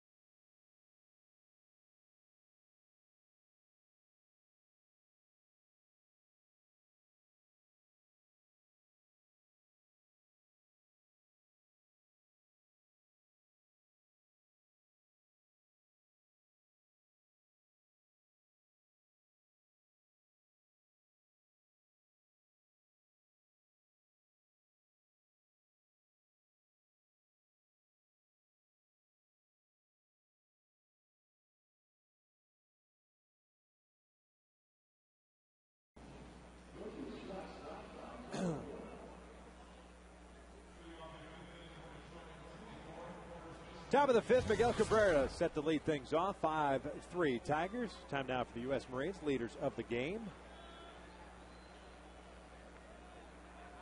Cabrera 1 for 2 with an RBI double. His 19th. He is tops in the American League. Well, that's an unbelievable start with plate coverage he has. Susceptible to a high fastball. Nice play by Brandon Wood, retiring the Tiger first baseman for round number 1. Or a sinking fastball down in the zone. Like that when they get a ground ball to third base. But again, he hits the curveball well because he can go the other way. Fastball we saw last night, a couple of tough fastballs by Fuentes. He makes one mistake, he hits it out of the ballpark. How deceiving is a guy like Miguel Cabrera when you come to the plate, because he is big and looks like just your typical type of power hitter where you would pull the ball, but yet he's an accomplished hitter as far as batting average first, and then obviously the power there to all field. You would think you'd be able to pitch in at the belt and be successful, but he hits that ball hard the other way too. Plus he has the ability, if he's looking inside on you, he can turn on that, hit that ball out the left field too. So you just got to change eye levels. You just can't fall into a normal pattern against him. Change it up each and every at bat. And especially in RBI situations, you know he's up there for one reason, to get it in. You're going to force him to swing at pitches in the dirt. He wants that RBI. Palmer misses up high on Guillen. 2 balls and a strike.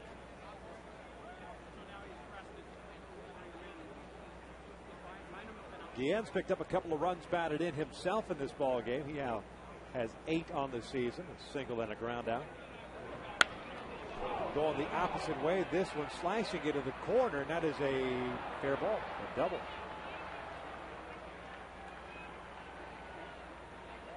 What do we say about doubles? 5th now on the night for the Tigers. Man in scoring position with 1 away. Just a great hitter himself, his 5th double of the season. Again, he can hit the ball the other way very well, and that ball was crushed. Again, most times the ball is hit that hard the opposite way, it's an elevated pitch. And that was so on the outside part of the plate, but it was up. allows the hitter to keep his hands level and drive it hard.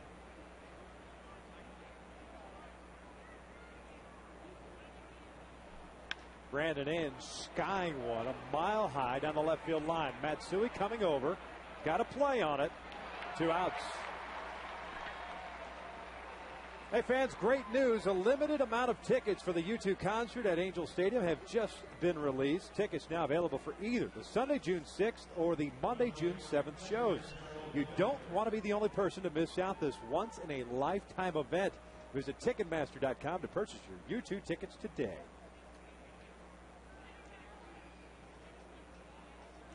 Two outs for Matt Palmer. We play here in the 5th inning. Guillen still at second base. Gerald Laird now the batter.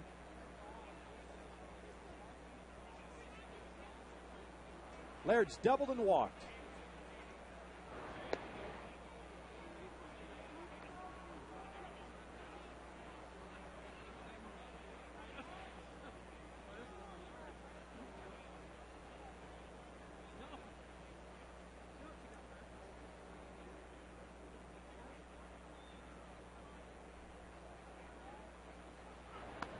Missing up high, and it's 2 balls and no strikes.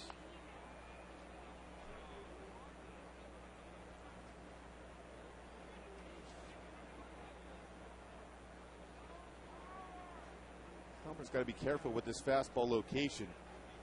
Laird likes that fastball in the inner half. A fastball count, you have an open base. Missed outside. It's falling behind at 3 balls and no strikes. Matt pitched against the Tigers on Tuesday night. It was at 6-5 Angel win. Went a third of an inning, gave up a hit.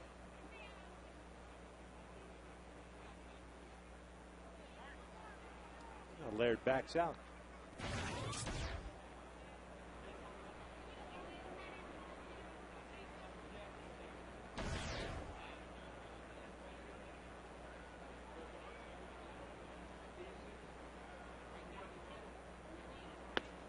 Laird takes up high, and that's a 4-pitch walk. Second issued by Palmer. 2 on, 2 out now for Scott Sizemore.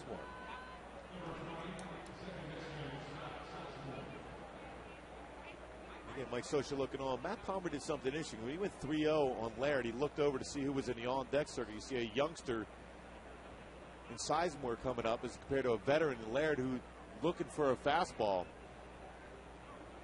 He ended up taking an opportunity to use that open base and put Laird there and go for the young player.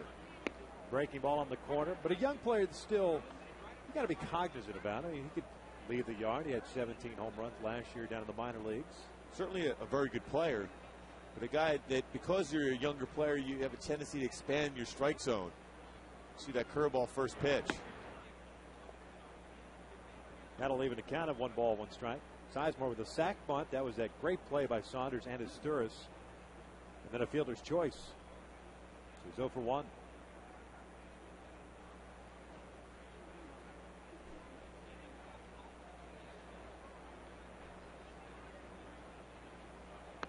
Right down the middle with a fastball.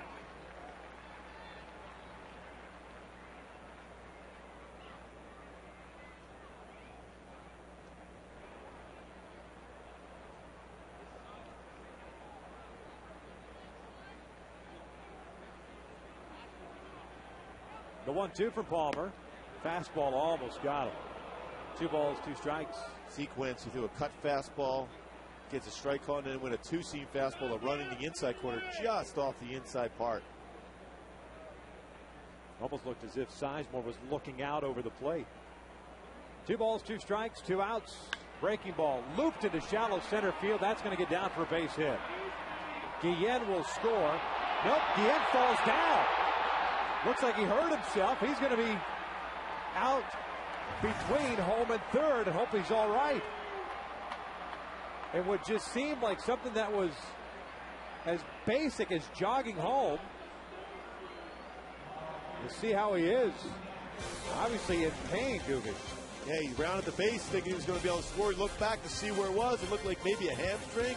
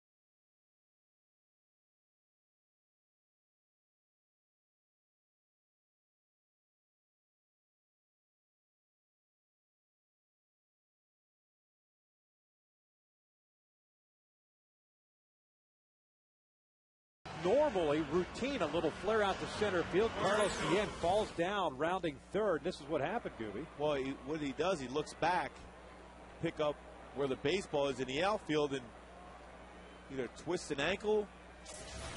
Right away, you saw Matt Palmer communicating to make sure to get the baseball in to get an opportunity to get that out.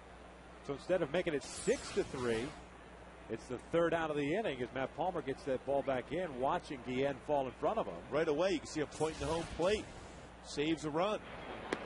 And that was forced because of the fact that Laird, running on it with 2 outs, like he normally would, was already at third base. So Guillen had no choice but to continue on home and get tagged out.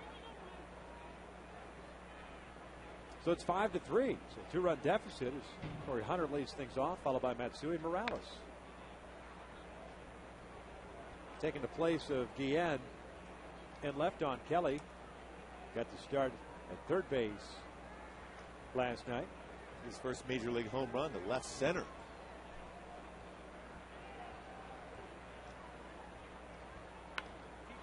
Torrey flaring one up the right field line. That's going to fall foul.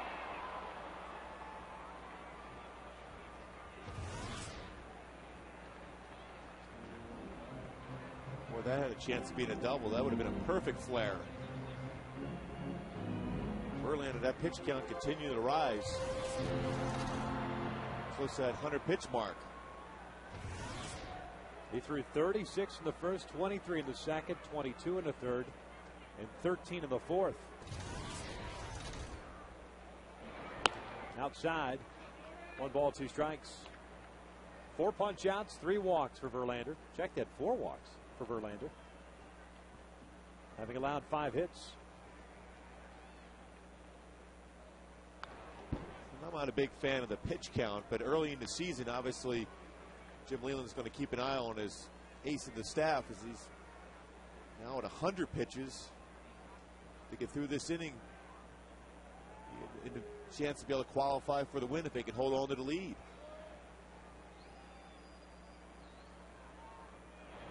Fastball high. Well, he threw 91 pitches in his first start of the year against Kansas City. 97 pitches in the second start against Cleveland. Both of those starts 5 innings, and then got a little bit better as far as the ratio. 103 and 7 innings the last time out against Seattle.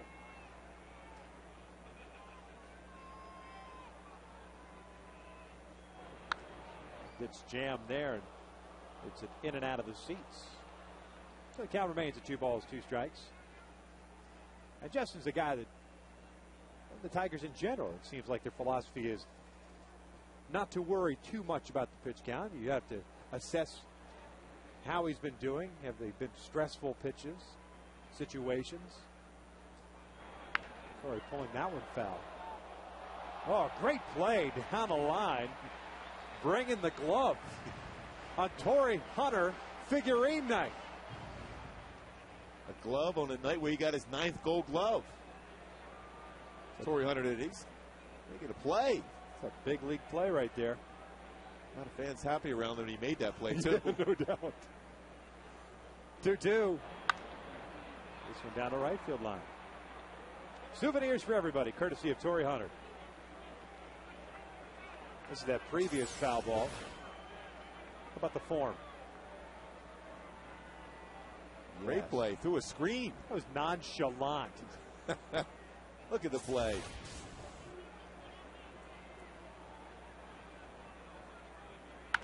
Back up the middle, Verlander's got it. 1 out.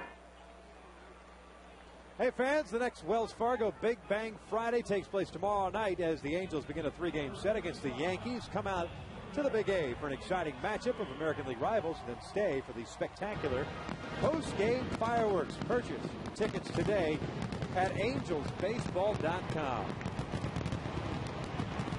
Verlander wins the battle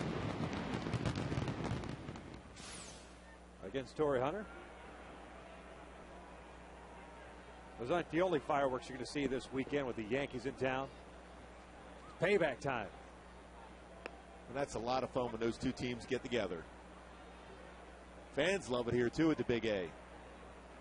We have a few Yankee fans here, so you got to get all the Angel fans out wearing their red.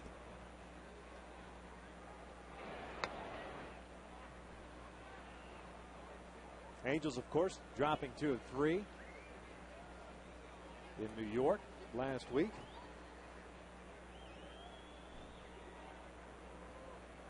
Matsui 1 for 2. So he takes a strike on the outside corner.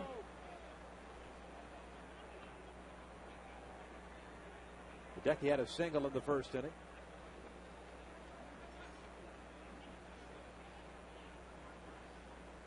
And the 1-2 upstairs.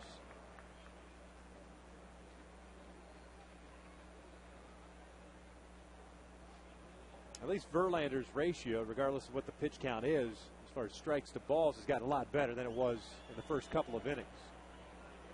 Still has good life on the fastball, too. He's been up to the 96 in this inning. Foul back. And that's what I meant by that whole gauging the situation. I mean, you've got life. You're still in command. Not only that, you're kind of watching the approach that the hitters are taking and if they're squaring up the baseball or not. Breaking ball tapped foul. A lot of late swings still against Verlander. Even though he's up to 111 pitches, that means he's got good zip on it. He's also got good snap on the curveball.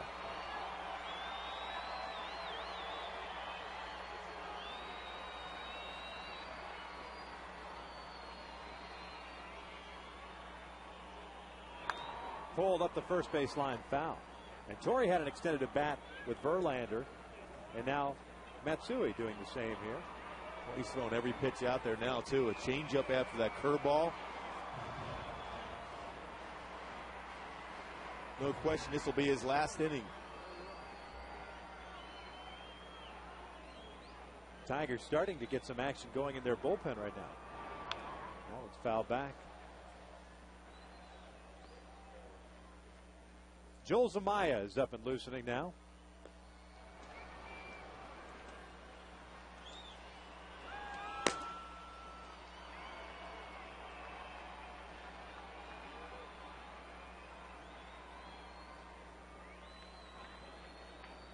Another 2-2. Fouled off to the left. You probably are surprised to see Zumaya up here, probably coming in the 6th inning. It's pretty early for him. Generally, he's an 8th inning guy. Jim Leyland senses this game could be won or lost in that 6th inning. So he's going to bring in one of his best arms out of the bullpen. Saw Zumaya go 2 innings on Tuesday night.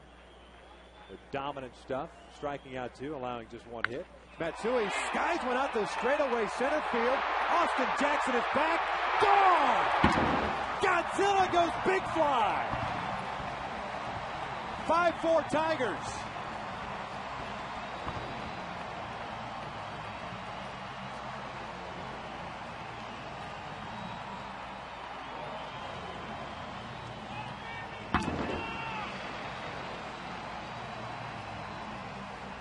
Truly an amazing at bat.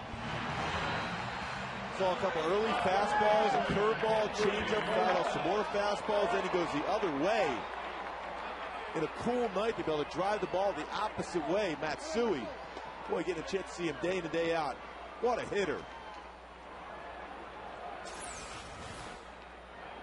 Box track shows a fastball, 96 miles an hour. Expo will show that running on the outside corner. But still, Matsui, compact swing, drives it out. Another 10-pitch at bat. And Morales swings through 2 off-speed pitches. Torrey Hunter took Verlander to 10 pitches. Matsui doing the same. And Matsui picking up his 4th home run and his 11th RBI. All of a sudden, it's a 1-run deficit.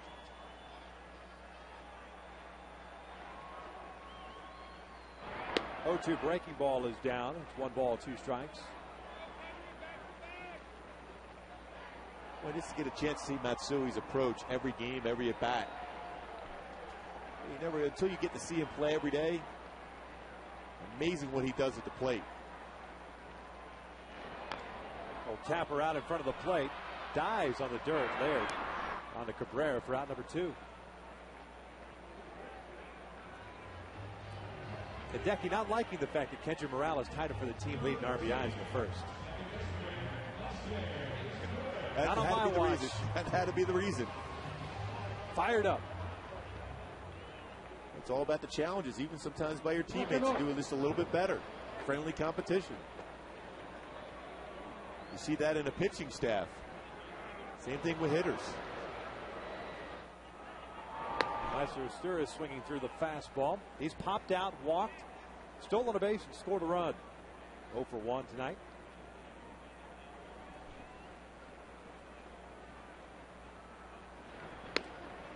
Takes a strike on the inside corner. 121 pitches. Just trying to get through that 5th inning to qualify for a win. Well, a lot of strikes, though, of that 122. 83 of them in the strike zone. Last pitch at 95 miles an hour. Fouled straight back.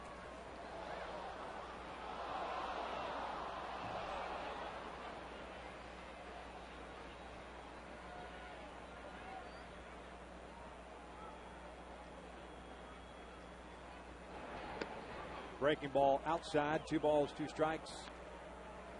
This is when you're a starting pitcher. You need to get that one more out to qualify for the win. You're just muscling up. Whether it's a curveball, fastball, changeup, whatever it takes to get through the inning. And Meister goes out to left field. Kelly is there. Looks like he's battling the lights.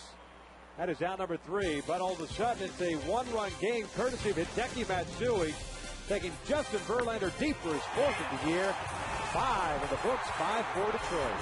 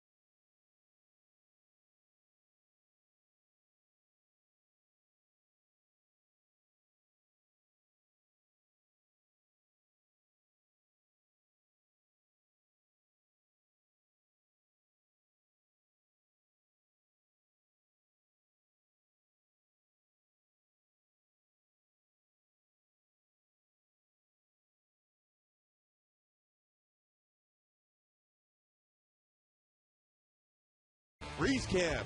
Joe Saunders. It is NFL Draft Day with the option play over the Meister Stores. The flip. First down. No out at first base. Meister with a great play. Joe Saunders with that flip. Great angle. That was a Coors Light freeze cam brought to you by Frost Brewed Coors Light. That's probably one of the best Keith Jackson impersonations I've ever heard. Oh, solid. Solid.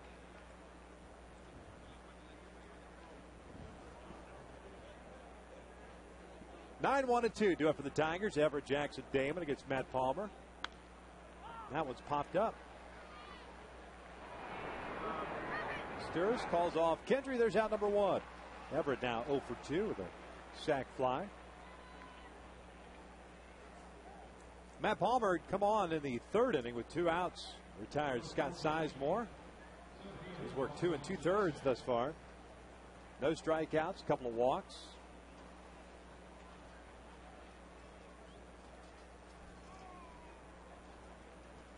Austin Jackson steps in. He's 1 for 3. Had a single his last time up.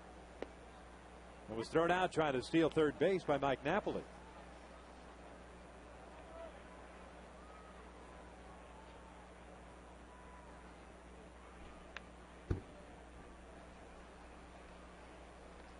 Well, we saw it early. We talked about the 8 strikeouts he has had in this series. And as good as a start as Austin Jackson has had to his rookie season, just the approach to the plate, you can see why guys continue to go outside on him, like he's gearing up for everything inside. And you could expand the strike zone against. You go fastball even off the outside corner by a baseball length and get him to swing at it. And a young hitter just wants to make an impression. Eventually he's going to figure it out. With that type of speed that he has, just hit the ball on the ground. Sometimes you can see a long swing, so you're susceptible to a good fastball.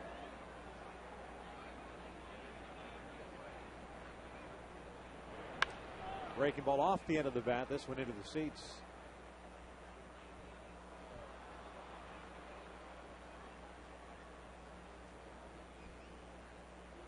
To me, that's the astonishing thing about watching rookies that are able to sustain it all season long. With the advent of scouting and video and the way guys start to change their approach on you. And it works both ways, from a pitcher standpoint to hitter standpoint. Guys that can sustain it all season long, that are in the mix for Rookie of the Year, year in and year out. That just tells you, it's got to tell you that from the shoulders up, they are locked in. They understand what's going on. The ability to make adjustments. You can see he was looking out over the plate. That fastball up and in almost got him because he kept looking out, because the Angels have been so successful getting him on the outside corner. Missed inside, and he draws the walk.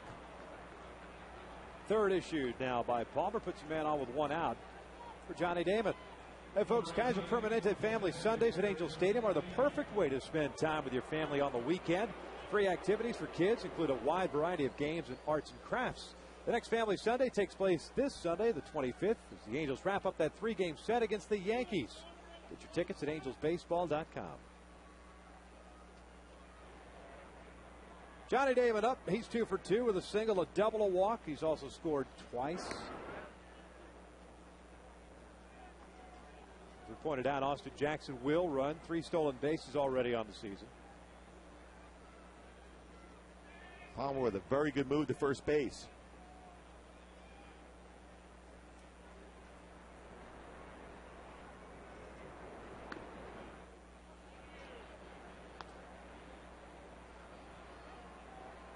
You look at this game so far, the Angels pitchers 5 walks in the game, no strikeouts.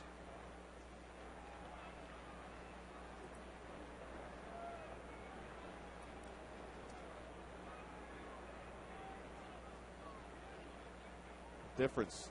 Last 6 starts by the staff in which they've been dealing is 3 walks, 31 strikeouts.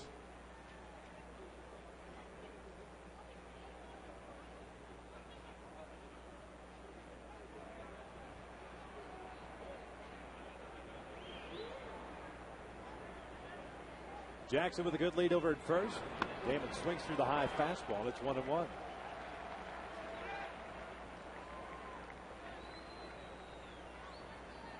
Jackson had 24 bags last year at AAA Scranton at the Yankees AAA affiliate.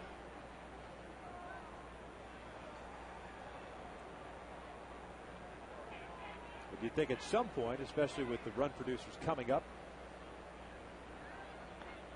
you might be seeing him go from first base. Ill-advised back in the 4th inning when he took off and was thrown out at third base. And a pretty good sized lead. Leaning.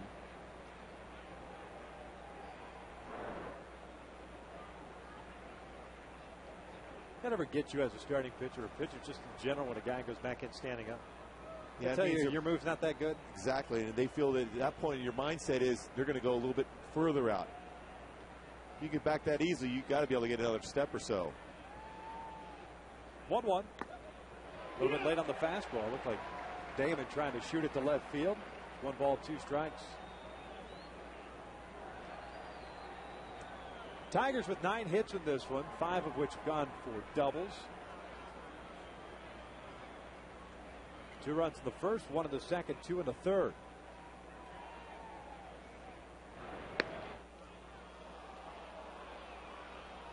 Missing inside. Going to go back in an inside corner against Johnny Damon like yesterday with the bases loaded. And I'm looking, this time didn't get the call, the Angels.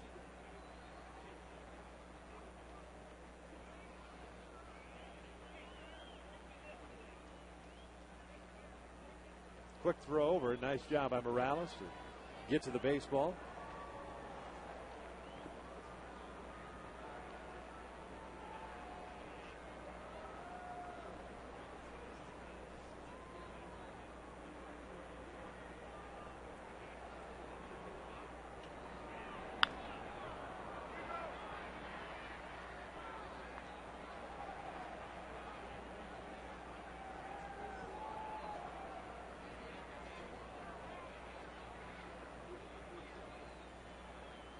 Johnny's always is trying to shorten up that swing, put it in play, go the other way. So we're playing shallow to left field against Johnny Damon.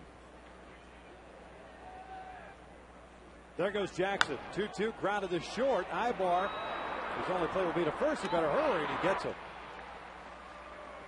Can't forget that Johnny Damon could still get down the line as much as we would have loved to have had that 6-3 double play to get out of the inning. Helps to have a strong arm, too. Yeah. But still, you're right. Thought about it. You got to get rid of it. Johnny runs very well. It's by half a step. Now you're going to that tough part of the order for the Tigers. You got Ordonez with Miguel Cabrera on deck.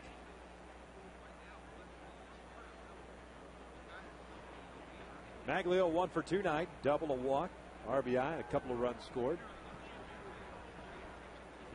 Last at bat, we mentioned the fact that with the 2 runs, giving him now 1,000 runs scored. Now the 5th player of Venezuelan descent to score 1,000 runs in the big leagues. Checks his swing. Omar Vizquel, Louis Aparicio, Bobby Abreu, and Andres Big Cat Galarraga. What a player Galarraga was. Even better guy, too. You know, I'm surprised not on that list. Davey Concepcion. It is surprising. Right?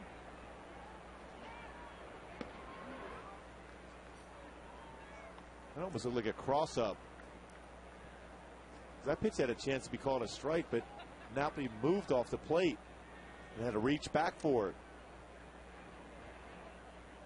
A number of catcher-pitcher cross-ups not getting the sign right. See how he reacted, Mike Napoli did on that one. Yeah, man on second. Through a sequence of pitches. That way you don't have the guy at second base able to pick up either the pitch or location.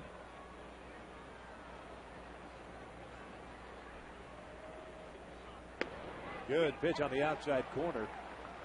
And it's 1-2.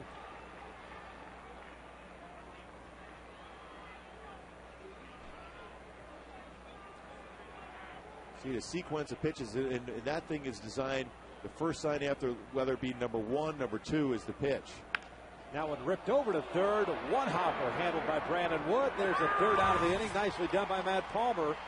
The walk remains on the bases. Middle of the 6th inning. Tigers still up 5-4.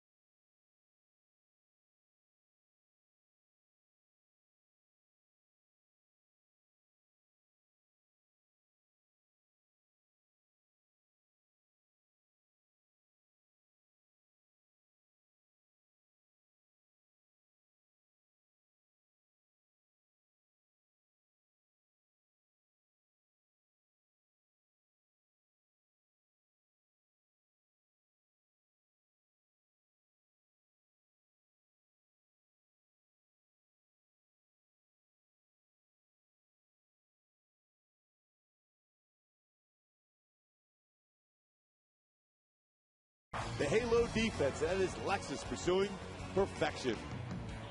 Nicely done. Joel Zumaya takes over now for Justin Verlander, the starter. Verlander threw 125 pitches. He started with 36 in the first, ended with 31 in the fifth, but he is in line for a W, completing the requisite 5 innings. We mentioned Zumaya pitching a couple of nights ago. Stellar in his 2 innings. A terrific fastball, good life on it, and a lot of velocity. 94 to 101. Saw a couple 101-mile-an-hour pitches the other night. A very good curveball, and will mix an occasional changeup, too. Bottom third for the Halos here in the 6th inning. Napoli, Wood, Willits.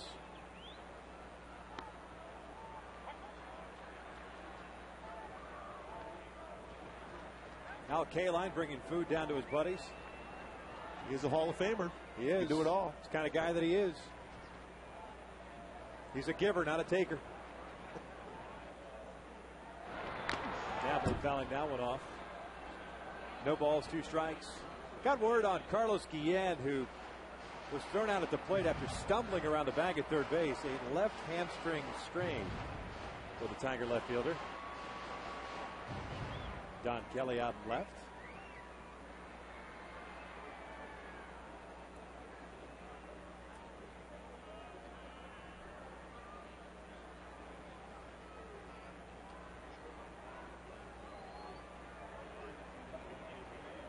Oh, 2 to Napoli. He got him. A high fastball. Well, you saw Gerald Laird setting the target up above the letters. Zumaya executing the pitch. Very difficult for a hitter to lay off that fastball up where you can see it well, but when you're throwing that hard, there's no chance to be able to catch up. Good sequence by Laird and Zumaya. Brings up Brandon Wood, who is 0 for 2. Couple of strikeouts. Both of those strikeouts ending the inning, which doesn't help matters, of course. As he whiffed in the 3rd inning, started to hear it from the Angel faithful. The boos.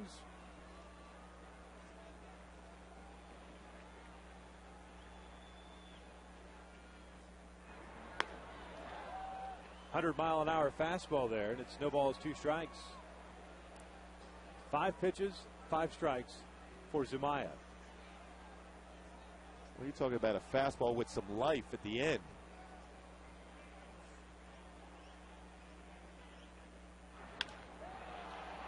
On the ground to third. 2 outs. Again, we get back to the point where we talked about Jim Leyland bringing in Zumaya here in the 6th inning. Well, he sensed the momentum was shifting back to the Angels. You got one of the best arms in the game out of your bullpen. You go to him there to be able to stop it and see if they get the offense going themselves. That's a smart move in that spot by Jim Leyland. They've gotten some terrific outings, as we pointed out earlier in the game, from their bullpen. From Zumaya, Eddie Bonine has come on twice and has been pretty good. Phil Koch last night ended up picking up the victory, his 2nd on the season.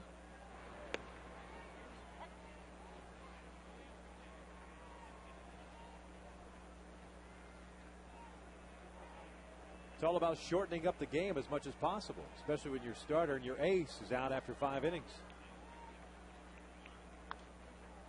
Fouled straight back. Yeah, I know bullpen guys like to know their roles, but in certain situations, you change that up because the Angels fought their way back in this game, and the Tigers had an opportunity early to be able to really extend the lead against this Angel club, but they let them back in the game. So you bring in your guy, your power arm. You can't wait to the 8th inning.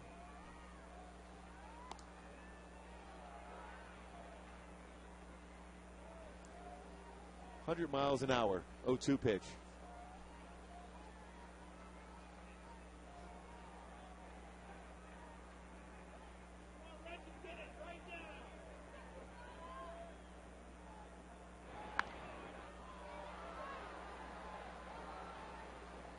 Where'd you top out at?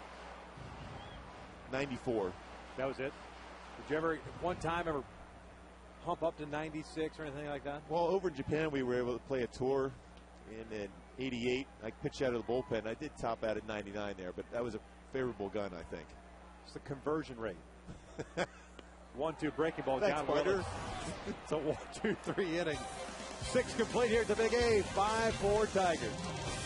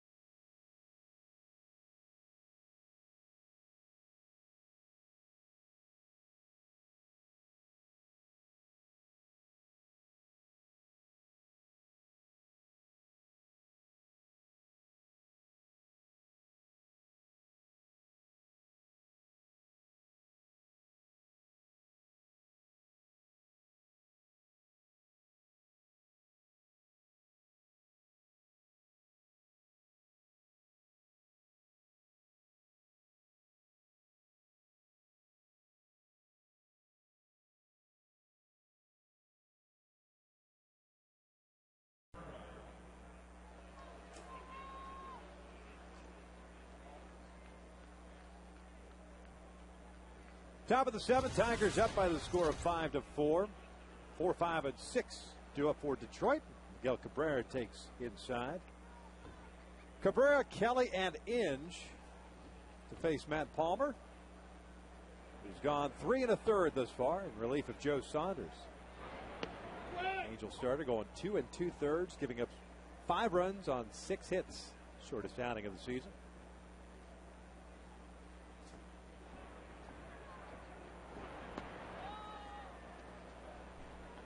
Right-hander Brian Stokes is up and loosening now. Palmer at 51 pitches. So far, a steady diet of all speed pitches to Cabrera. A couple curveballs and a slider. Big swing and a miss on that slow bender.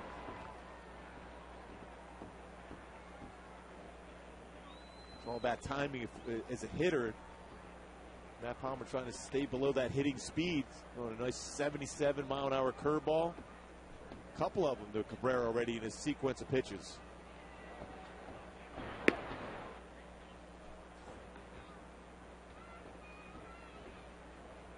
Full count now. With Kelly on deck. Kelly had to come on as a defensive replacement for Carlos Guillen after straining the hammy. 3-2. Breaking ball's popped up. Shallow center field. Isturis backpedaling. There's out number 1. Time now for the Land Rover game recap. The scoring started back in the first. Tigers. Magler Ordonez picking up that double. Benji Morales at the bottom of the first. 2 RBI double. Miguel Cabrera shooting one out to right field. Hideki Matsui touching Justin Verlander for his 4th home run, which takes it to 5-4 Tigers. That's where we stand right now with 1 out here in the 7th.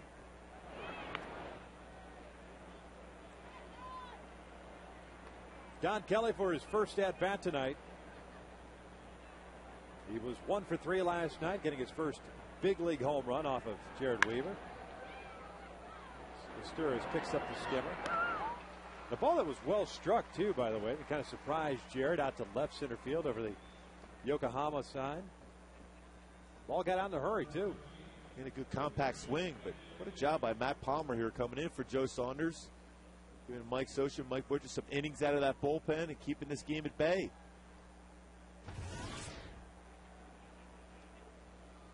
Four innings pitched, no earned runs.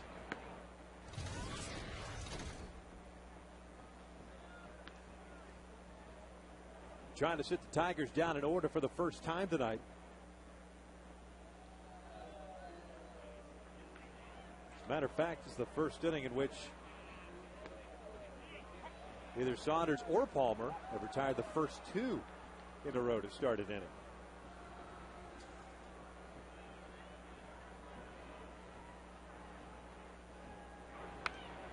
And off the end of the bat, it's 1 ball, 2 strikes.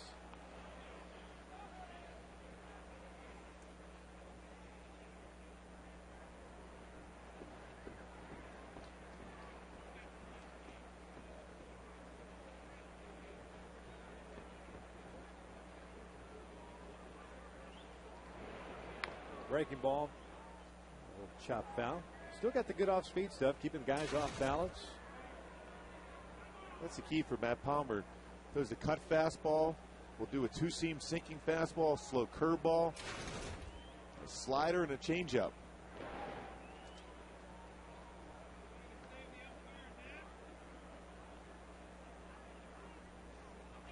You would suspect that this would be his last inning. 61 pitches.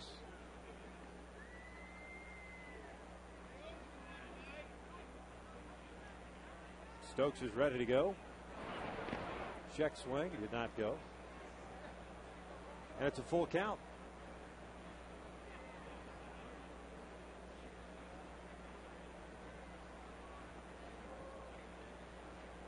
There's Laird on deck. Looking ahead to the Angels half of the 7th inning. Top of the order due up. Ibar, Abreu, and Hunter against Joel Zamayev. And the 3-2. That is lined into the alley on left center field. That'll get down and go for extra bases. Inge in at second with a 2-out double.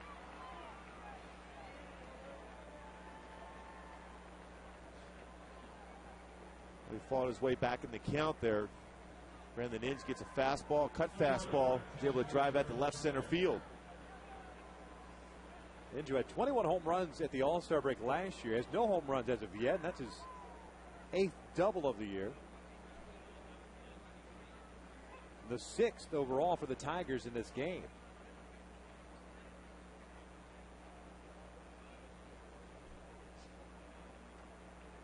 Laird picked up a double himself in the second. He's also drawn 2 walks, so he's 1 for 1.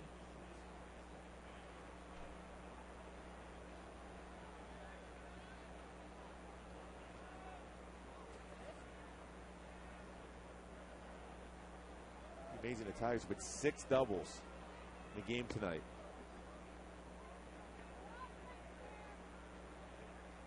They definitely have an ability. We had that soundbite from Scott Kazmir, talked about the lineup of the Tigers, how effective they are. If you don't hit your spots, they make you pay for it.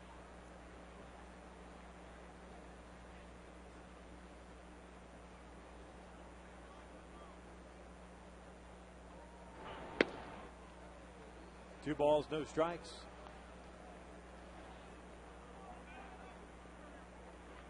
You see Palmer's reaction there, saying, wow, he thought he had the corner. Granted, Mike Napoli was setting up inside, but it still looked like it got a lot of the plate.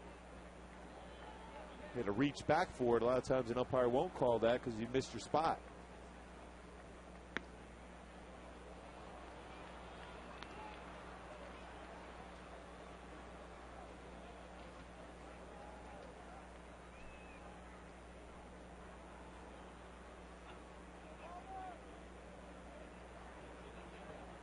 You got the youngster Scott Sizemore on deck. 3-0 count to Gerald Laird. In at the knees.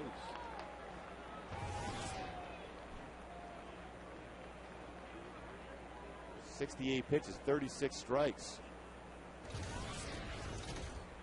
Hitting his spots, pitching out of the zone, trying to get them to swing and pitches out of his strike zone. Like that one was up, would have been ball 4.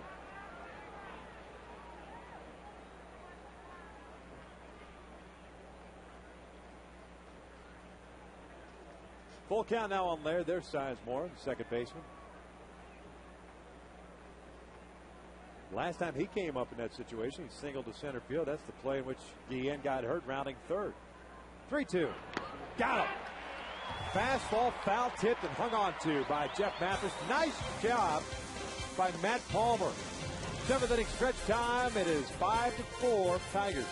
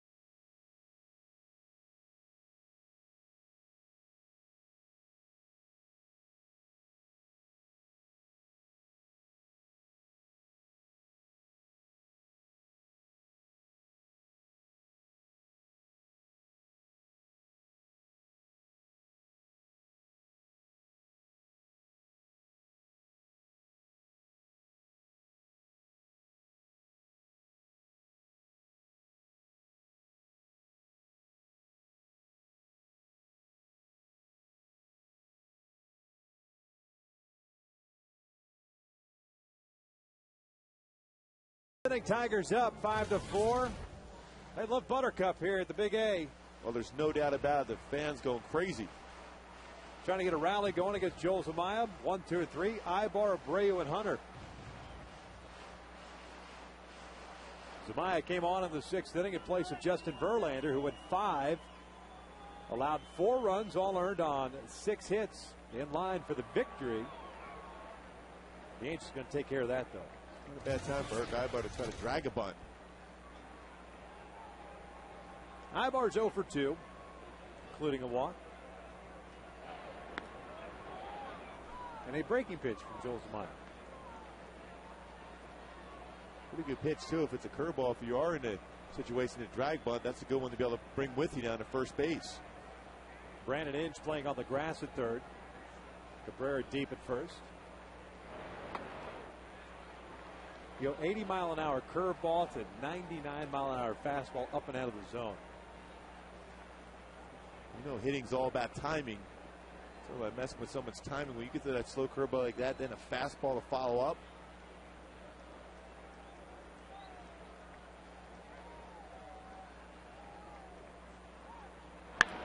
On a ground towards short, Everett to his left has got it. Here's at number 1. Angel fans, keep your food and beverage ice cold this summer with your very own Angels cooler. All fans in attendance next Tuesday will receive a free Angels cooler courtesy of Sparklet's Home and Office Delivery. Cheer on the Angels and get a free cooler by purchasing your tickets at angelsbaseball.com.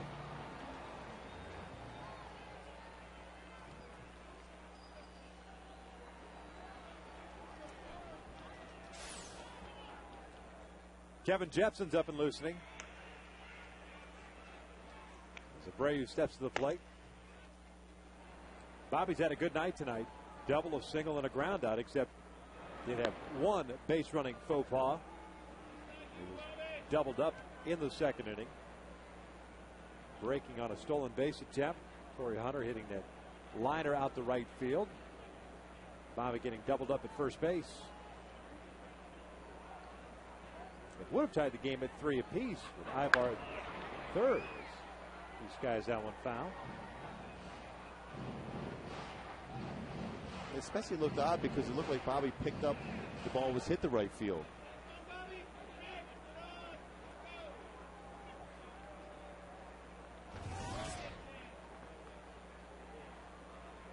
Talk about a guy with that type of arm, but be around the strike zone like that. 16 pitches, 13 strikes.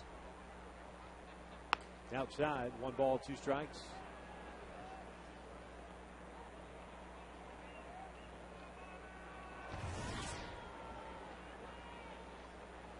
$80-mile-an-hour for the slow pitch, 100-mile-an-hour fastball, 20-mile-an-hour difference. Very difficult for a hitter to time him. A defensive swing there by Abreu, and it's 1-2. Going back to that play in the 2nd inning. This is when he took off, peeks back. You see the ball in the air. Maybe he just didn't pick up the ball in the air. You saw the stutter step. Maybe he thought maybe he was going to land for a base hit in the outfield. He looked like he looked back, what you're supposed to do in that situation. 2 balls, 2 strikes.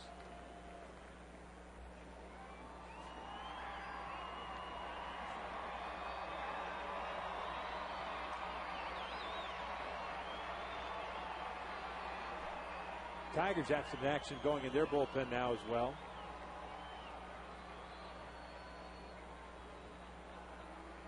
Two.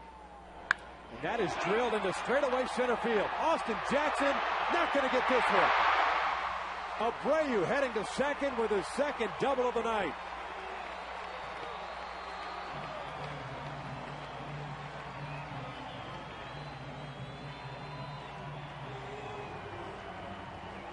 Well, you were wondering when Bobby was going to get that swing back and get more consistent, but that certainly was a spot. Fastball challenge him at 98. Exmo shows a 4-seam fastball right down the heart of the plate. Bobby Abreu centers that one, drives it for a double to center field. Jackson almost was able to get back and make that play. Nice easy swing too by Bobby Abreu, not trying to load up on that ball. You don't have to when the guy's throwing that hard. He's generating all the power for you. Just have a nice center swing, keep your balance, put in play. Ryan Perry, Phil Cope, the two guys up and loosening. Double barrel action going for the Tigers. Long visit at the mound. And now Torrey Hunter gets an opportunity here to at least tie this ball game up with a man in scoring position. 3-hit night for Bobby Abreu. The 2 doubles giving up 5 on the year.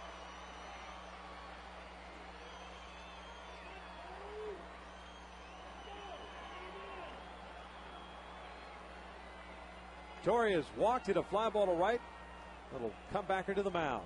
0 for 2. In tight.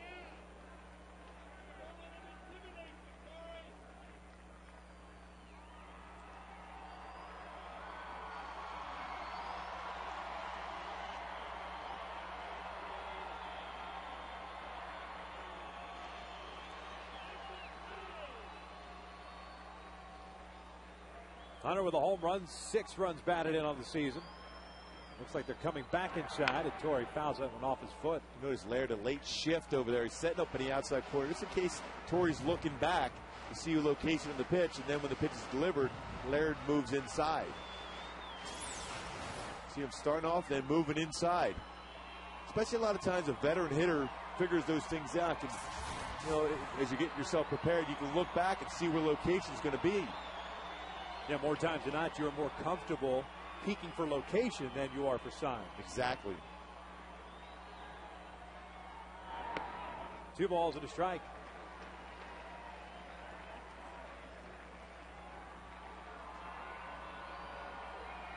Well, 0 for 8. Maybe that's why he's looking to see where location is. You just want whatever edge you can get.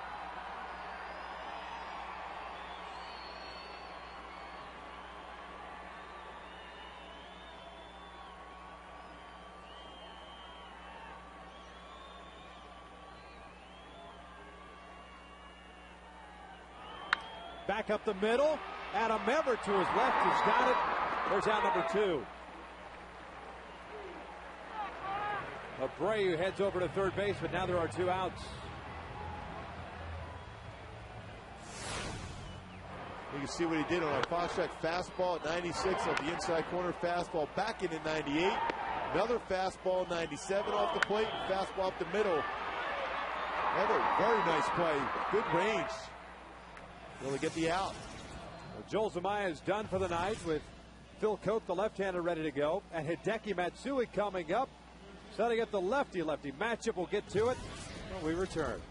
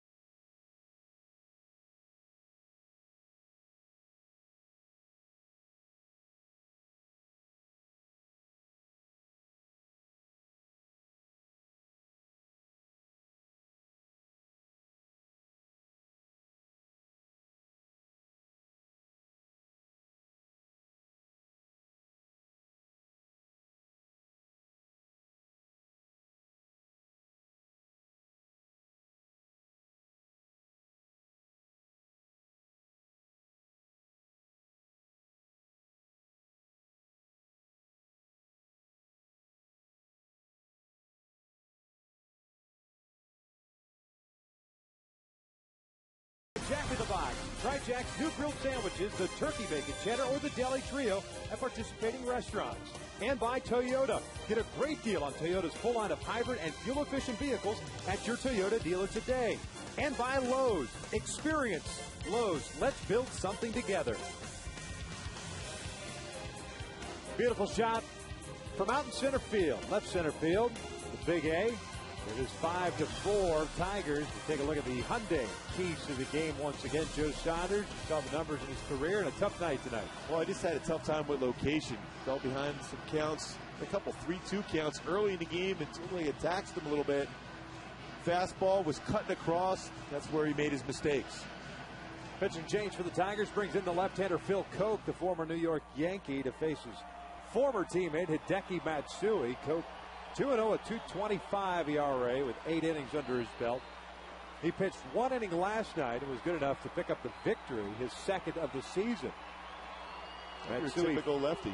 Yeah, Matsui faced him last night in a fly ball to center field. The big AB here in the 7th inning. The tying run at third base. Matsui homered off Justin Verlander in the 5th. It's 2 for 3 tonight. Most times you see a lefty come out of the bullpen, he has one of those secondary pitches to get lefties out, but Phil Koch has a good fastball. It's his number 1 pitch. 89-93. We'll throw a curveball and a slider, but that fastball is his number 1 pitch. 27-year-old left-hander out of Sonora, California. 1-0. Ooh, he was trying to leave right there.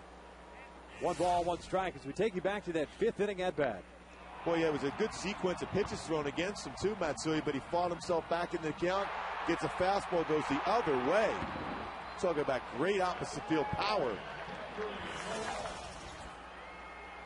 10-pitch at bat for Matsui against Verlander, with Hideki coming out on top.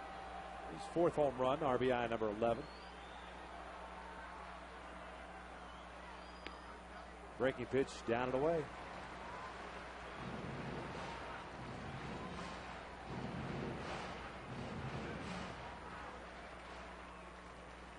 Koch, originally a 26th round pick by the Yankees in 2002. Got 12 games into the big leagues with the Pinstripers in 08. 72 games last year. With a 4.50 ERA. 2-1. Pop foul. This one back behind the plate and out of play. Something to keep an eye on with Phil Koch. He had 7 wild pitches last year pitching for the Yankees, so there's always that possibility. The man on third.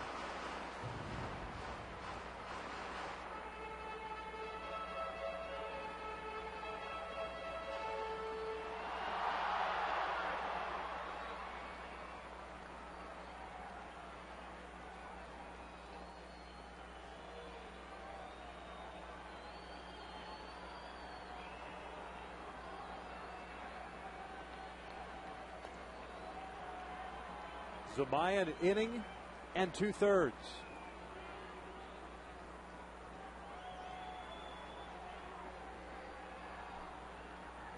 Two again. Slow ground ball. Sizemore's got it. For out number 3, so the Tigers get out of it. Bobby Abreu stranded at third base. 7 complete. Tigers still up.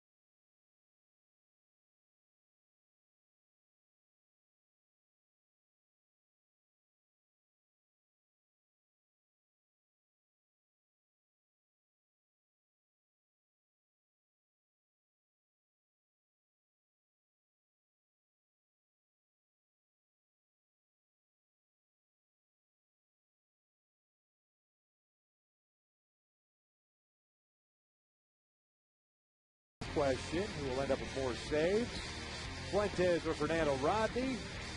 Voting is still ongoing. We'll have the results in the postgame show. Brian Stokes now on in relief of Matt Palmer. Pitching now in his 7th game. Palmer, spectacular. 4 1/3, a strikeout, 3 walks, 4 hits, no runs allowed. Sizemore takes a strike. Well, Matt Palmer did a great job, exactly what Mike Scioscia wanted. Slow down the momentum of the Tigers, throw up some zeros, give the team a chance to get back in the game, and they're just one swing away from tying the game, the Angels, now because of the job Palmer did.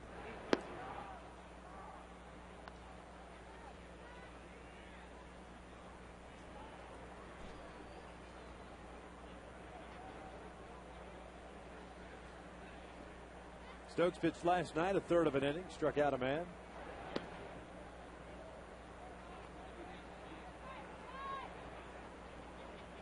Brian coming over in that offseason trade with the New York Mets in exchange for Gary Matthews Jr. 2-1. 3 balls and a strike. Sizemore's 1 for 2, had a sac bunt back in the 2nd. He's also singled.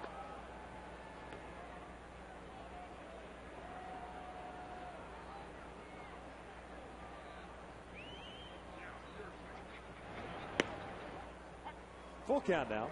Those interesting batting gloves that Sizemore's wearing.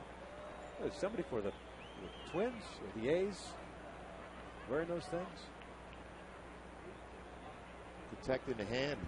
Fastball's in. Sizemore gets jammed and lofts one into shallow center field. Reggie Willits dives, and he got it. Second great catch of the night for Reggie Willits. There's out number 1. You're talking about one of the plays of the year. Great jump on that fly ball. Playing him to hit the ball the other way. Full extension again by Reggie Willits. You see where he's playing. He's playing the right center field. He's playing in left center field.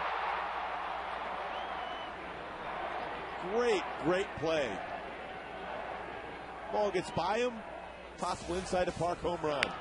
Everett dribbles one over to third. Wood, the Morales out number 2.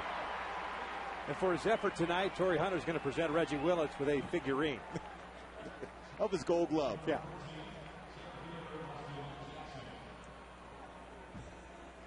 That was pretty good, Victor. 2 quick outs now for Stokes. There's the one they gave away tonight. Torrey Hunter figurine.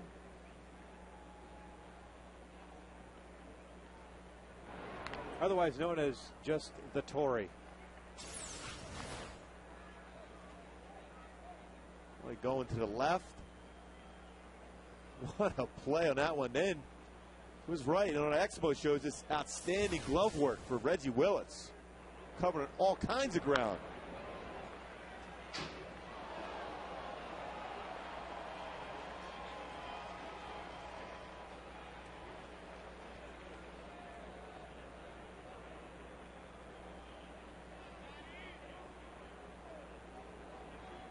Stokes ahead of the count of no balls, 2 strikes. Jackson 1 for 3 tonight.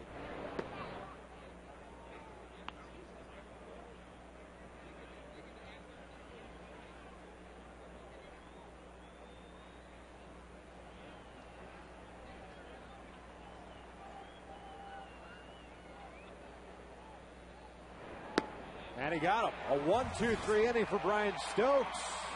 Reggie Willits doing a terrific job out at center field for Torrey Hunter tonight. Torrey serving as the DH. Great play.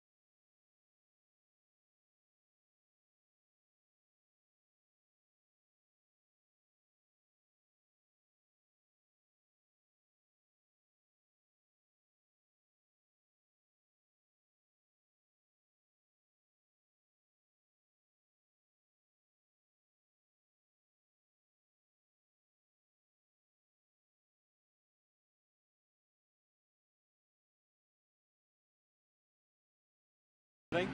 Some great moves right there. He made an appearance early in the year, too, the Rally Monkey. Elvis as well. In Toronto. Yeah. We're in Angel Red. You got to bring that guy back. He got the pitching staff working up there. Yes, he did. Some Elvis mojo.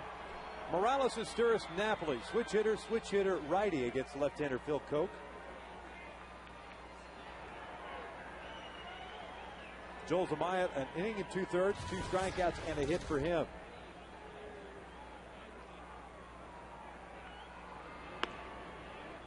Kendry tonight, 2 RBI single in the first inning.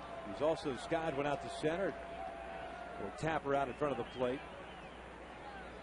As a right-handed batter coming into tonight's game, just a 190 batting average, 289 from the left side.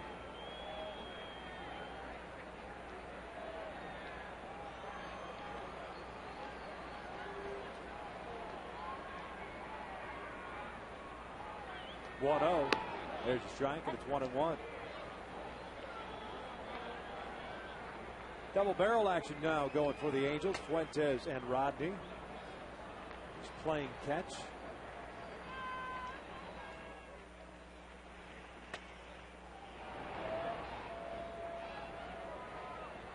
The Angels have had some opportunities in this ballgame. They've stranded 6 base runners. Jeffrey swings and misses on the change piece, and it's 1-2. Boy, a fastball in the inner half froze Kendry, and then he dropped a changeup. Phil Koch did to him. Out in front at 81.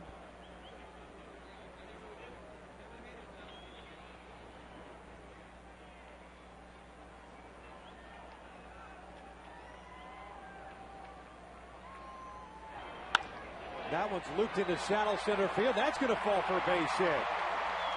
Tried to back it up again with another changeup. Morales keeping the bat through the zone. Leadoff man is on board for the Angels.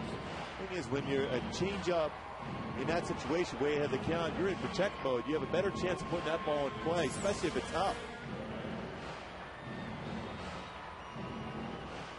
You see that the circle changeup.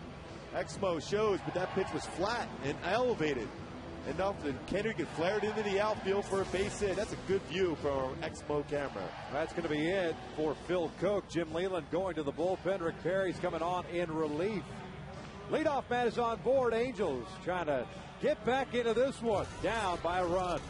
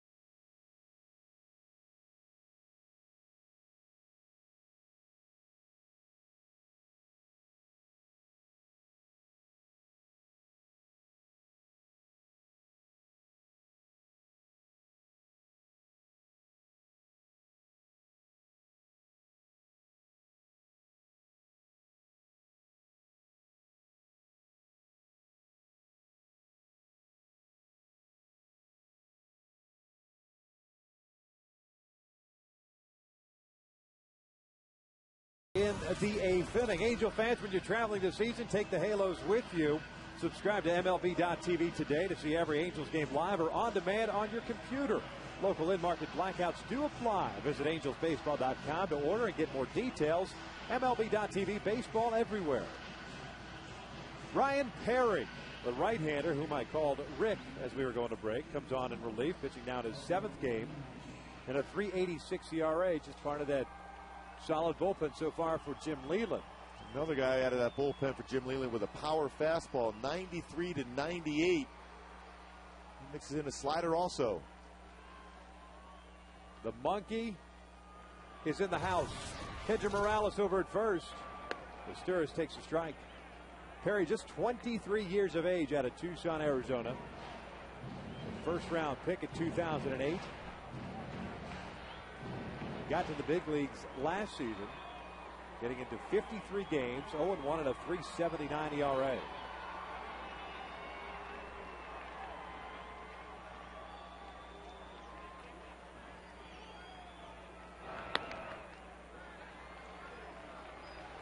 One ball, one strike. One of the things that Tigers team president Dave Dombrowski loves, the power arms. Not afraid to draft them, whether they're high school or not. I think that's a great philosophy, because even if you have a tendency to walk some batters, you still have that type of velocity on a fastball to get through an inning with a strikeout.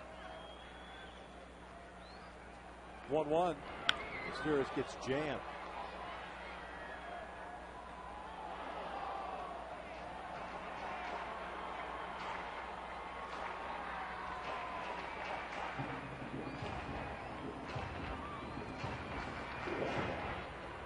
Perry, a big guy at 6'4", out of the University of Arizona. Ahead of the count at 1 ball, 2 strikes. Morales at first had a single, and he got him. Off-speed pitch, down goes Meiser. There's out number 1.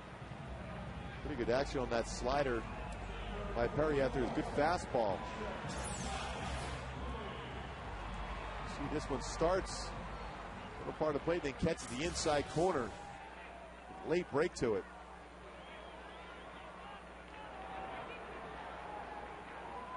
Mike Napoli steps up now. He's 1 for 2.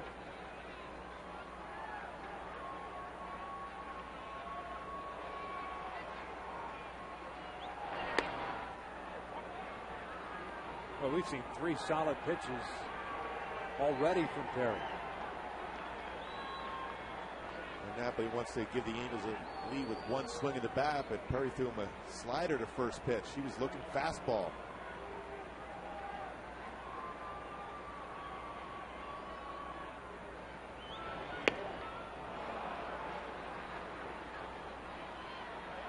What, Mike Napoli, if he hits the ball to left center, that is going to easily score Kendra Morales. You see right here, you got that much space in that gap to be able to drive in that tying run. Mike had an RBI single in the 3rd inning, picking up his 2nd RBI of the year.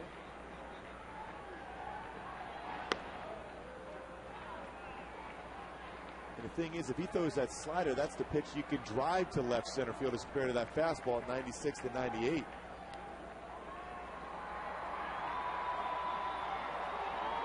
what Laird is going to give him here.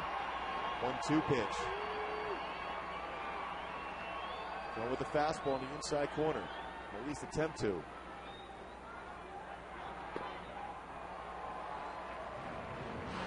Two balls, 2 strikes. 2-2. Still have options. 3-2, you got to go with the fastball. That's your number 1 pitch. Perry's slider has been pretty good so far tonight.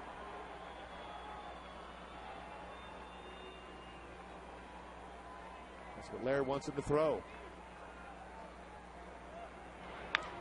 On a ground up the third base line, but foul.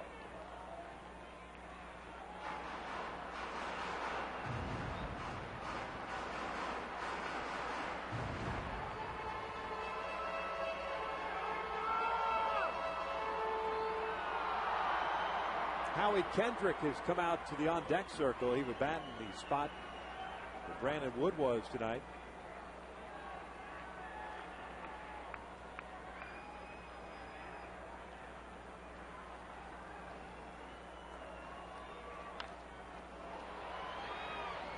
Mile high, backing out of play.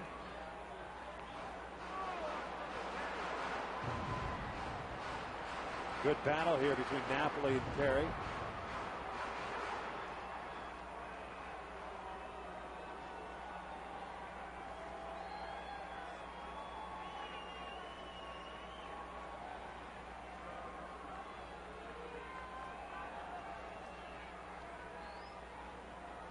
Another 2-2.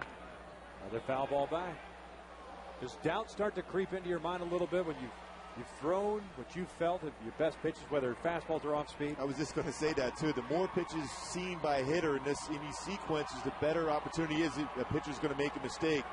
That lack of confidence is the more pitches you throw, even good quality pitches keep fouled off. Eventually, your mind, you're thinking, I'm going to make a mistake. I hope I can get away with it, though. 7 pitches thus far. Here's the 8th. Napoli takes a call, strike 3. 2 outs.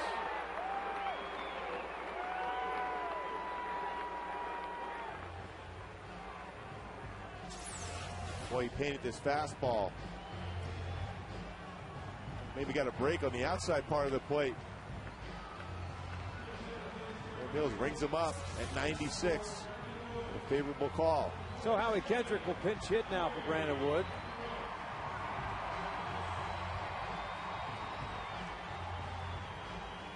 Howie, 315 on the year, home run, 8 runs batted in.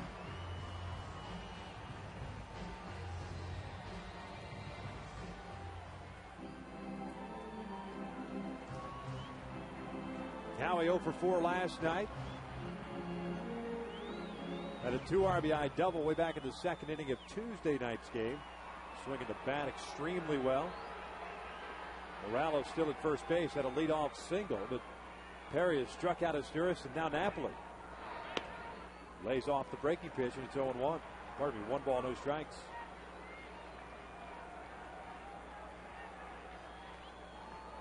Fernando Rodney playing the occasional catch out in the bullpen for the Halos. More than likely, if the score stays the same, he'll pitch the top of the 9th. The Angels get the lead. Fuentes. A devastating slider from Perry. Tough on a right-hander. Especially because if you're a hitter, you got to look for that gear up for that fastball.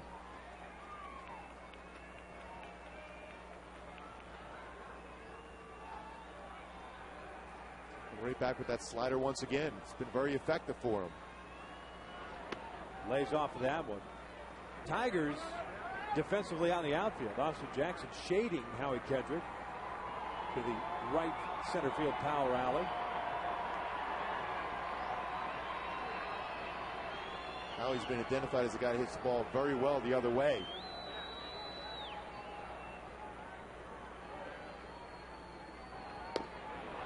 Two balls, 2 strikes. All 4 pitches, breaking pitches against Howie.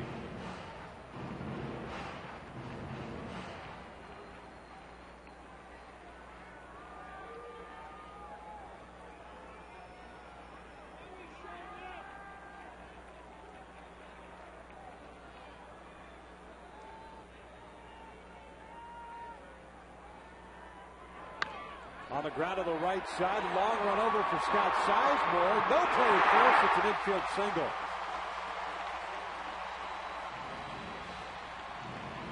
The inning remains alive.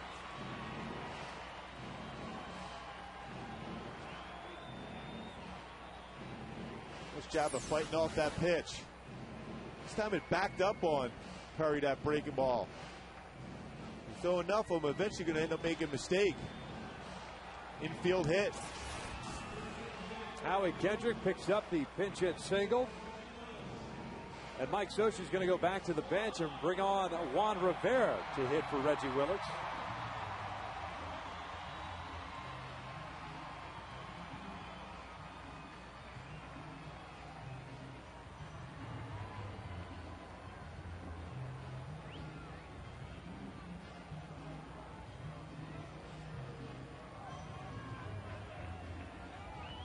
Willits ends the night 0 for 3 offensively, but boy, what a spectacular night defensively out in center field.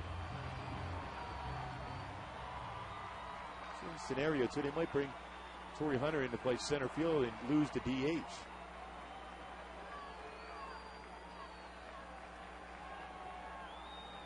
Either that or run Rob Quinlan out there, or take your chances with Matsui and Rivera out in the outfield, along with Abreu.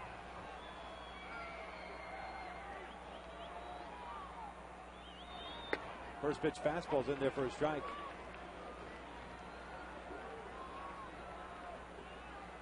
Jose Valverde getting ready. He threw a lot of all-speed pitches yesterday himself. We were looking for that fastball. A lot of split fingers and sliders.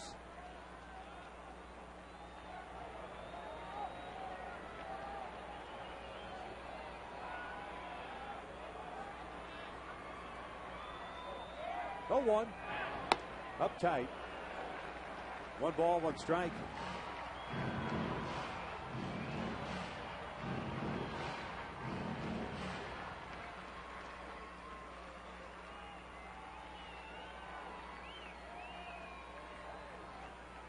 Morales over at second, Kendrick at first. Juan Rivera at the plate. 3 home runs on the year, 7 runs batted in.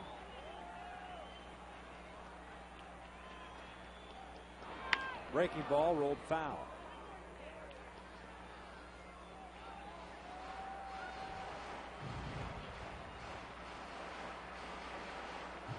Now what do you want out of Juan Rivera? Just shorten up your swing. Hit a little flare into the outfield. Tie the game up.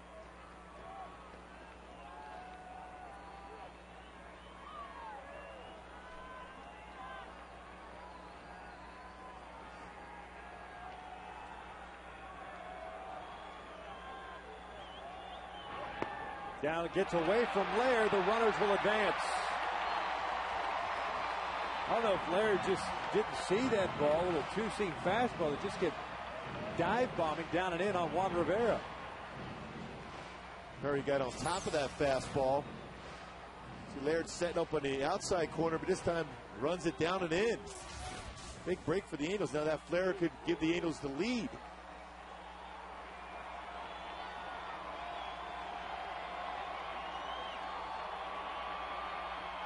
Tying run at third. Go ahead run at second now. 2 balls, 2 strikes, and 2 outs. That one got him. Bases are loaded now for the top of the order, Eric Ibar.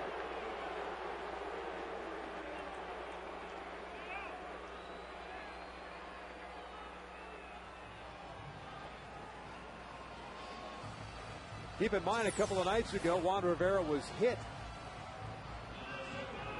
Hit him right rib cage area. This was that fastball. This drop in the elbow. Going to have that type of movement. Well, you can hear that reaction by Juan looking the other way and ran in and got him in the ribs.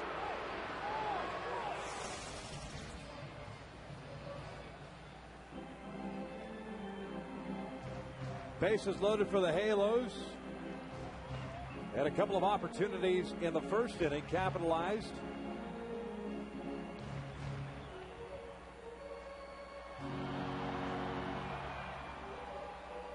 Mike Zosha, Ron Renicky going through the lineup card. See what the defense is going to look like in the ninth. Well, that first pitch with the bases loaded, always the important one. For a hitter, if you get ahead 1-0, huge advantage.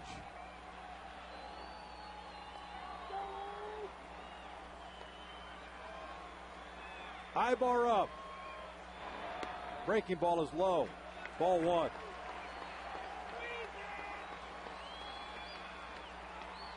Pretty good numbers at 333 with 21 RBI with the bases loaded in his career for Eric Ibar.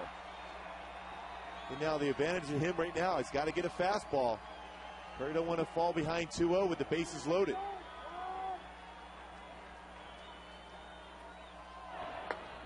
In for a strike, 1-1. Ibar in this game, he's popped up, walked, struck out, grounded out. Morales at third, Kendrick at second, Rivera over at first. 5-4 Tigers here in the eighth.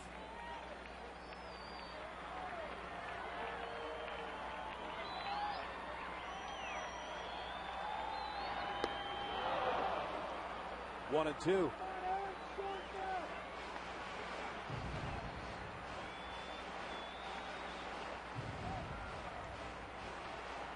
His breaking pitch has been very good.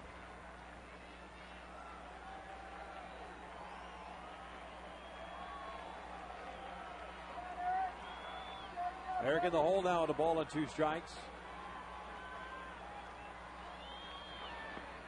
Nice job by Laird to smother that baseball. And that spin from a breaking pitch in the dirt, it's very difficult for a catcher to be able to gauge which way it's going to go. So he just got the body in front. No chance for any advancement for Angel base runners.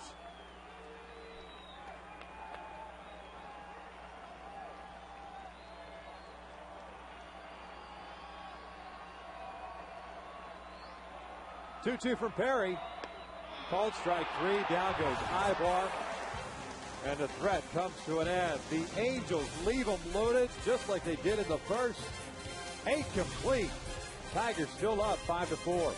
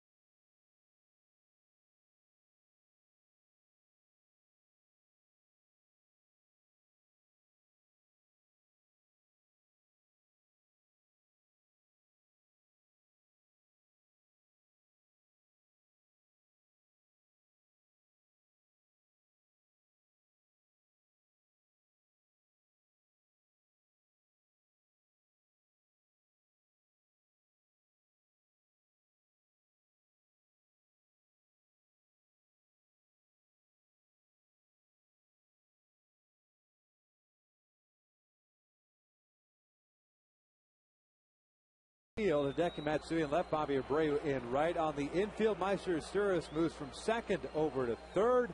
Now Kendrick stays in the game. He is at second base. 2, 3, and 4 due up for the Tigers. Johnny Damon leading things off here in the ninth. Brian Stokes still in this game. He had 1, 2, 3 inning in the eighth. How about last night? This was the pitch that got Johnny Damon tossed. Tonight, same pitch, stays in the game, and it's a ball. And one with last night was with the bases loaded. Jerry Weaver gets the call on the inside corner or off. Damon ripping this one into right field. That's going to go all the way to the wall. Bobby got to try to get that ball in a hurry. Damon will stop at second with a double, his third hit of the night.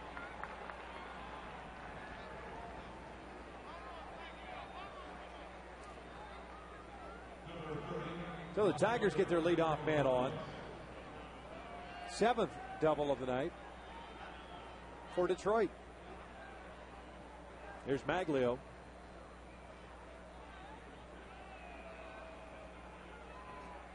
Detroit with 5 runs on 11 hits. They've stranded 8. The Angels 4 runs, 9 hits. They've stranded 9.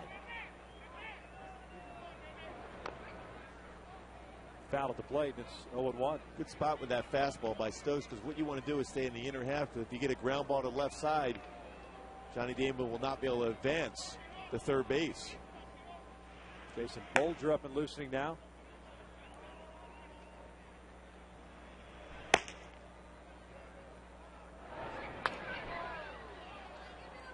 And you can see what Ordonez is trying to do. He's trying to hit it to the right side. Preferably get a hit. If not, at least advance Johnny Damon into third base.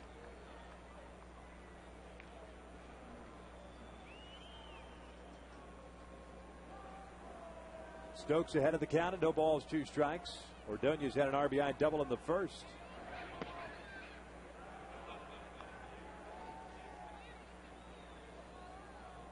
Both starters long gone. Saunders did not even get out of the third, just 2 2/3. Verlander got through the requisite 5 innings to qualify for the W, but did so on over 120 pitches.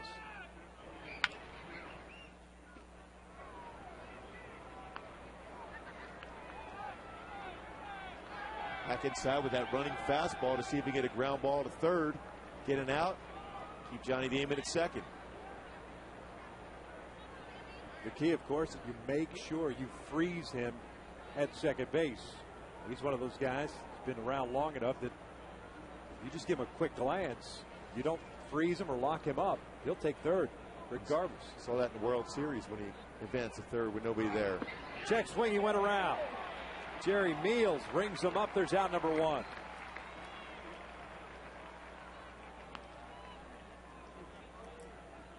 One away. Brings up Miguel Cabrera. Just a reminder that the Yankees are in town this weekend. Tomorrow night, prime ticket, 7 o'clock. Big Fox on Saturday. Andy Pettit, Yoel Pinheiro at 1 o'clock. And on Sunday, on Fox Sports West, 12:30 start.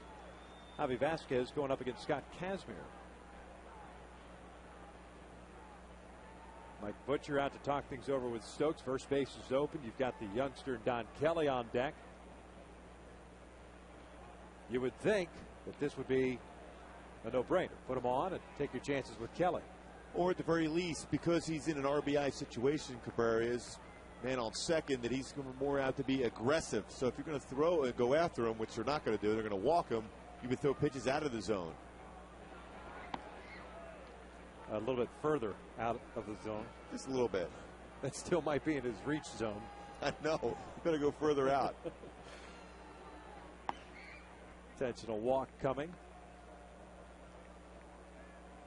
What happens in that conversation right there? Is Butch asking what he wants to do, or is Butch telling them what they want to do? Well, you think that must have been the option, because most times if that's going to be the case, Mike Scioscia would just put up the sign to walk. So when Butch comes out there to talk to Stokes, he says, hey, how do you feel? Well, if he didn't get that one answer he was looking for, then just go ahead and walk him and take your chances. Well, Mike Scioscia's coming out anyway, so they're going to make a pitching move. Jason Bolger's ready to go. So Stokes will depart with property at first and second base. We're in the ninth. Jason Bolger on in relief. Tigers up by a run.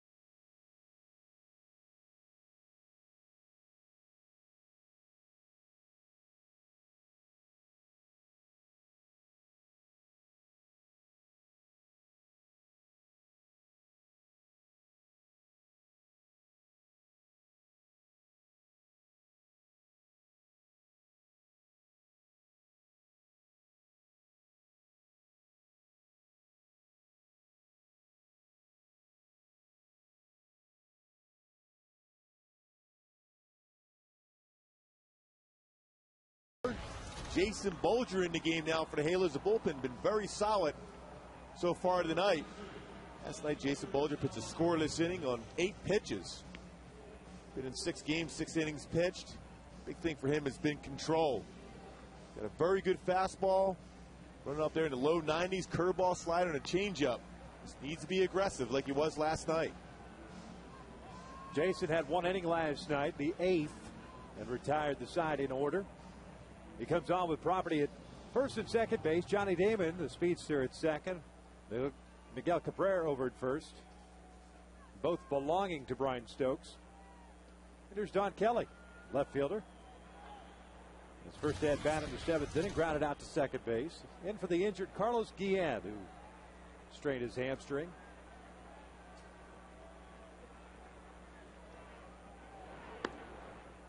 Missed outside for ball one. I think for Jason Bolger with Johnny Damon at second base, you just got to vary your looks back. Make sure he doesn't get a running start on you.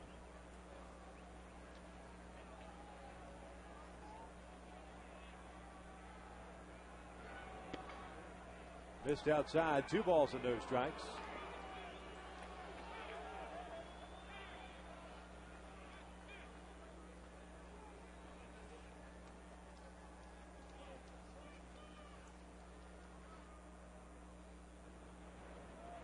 Great angle there showing Johnny Damon. Kelly fouls that one back. And he may not be as fast as he once was when he first came up to the big leagues, but he's a smarter base runner now. If the pitcher doesn't pay attention to him, he'll try to steal.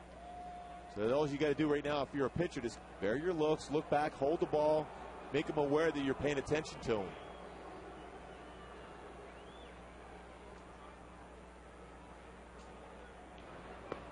Good pitch down and in.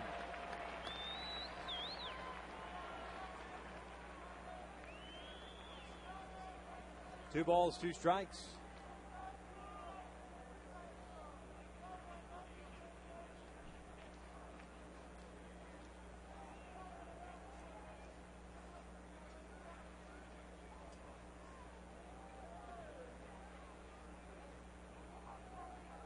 Two. Half-hearted swing. That one bounced off of Kelly. Almost the exact same pitch that we saw on 2 and 1. Keeps his at bat alive, even though painfully so.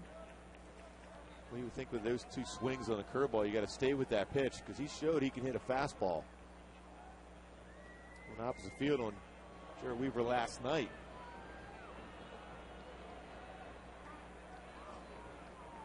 Bolger's ready. 2-2 again. Breaking ball outside. Full count now with Brandon Inge on deck. Wonder if they're going to go here. 3-2 with 1 out. That's a situation that they're both going. Napoli might throw to second base. Try to get the steal on the back throw.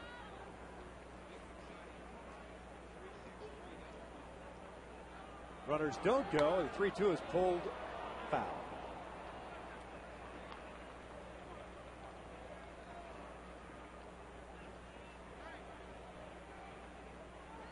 So we'll reset and do it again.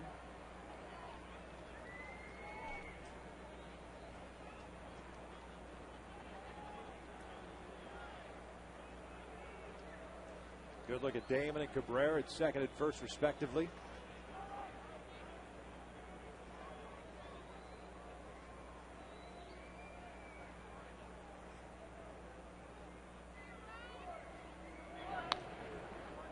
And again going with that breaking pitch.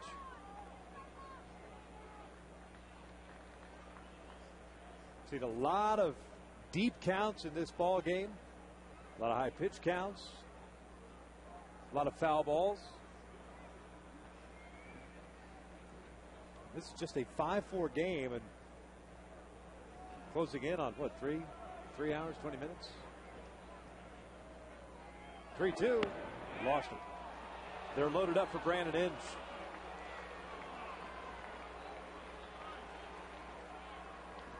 And that's not what you want to do, especially after an intentional walk to put you in a situation for a double play.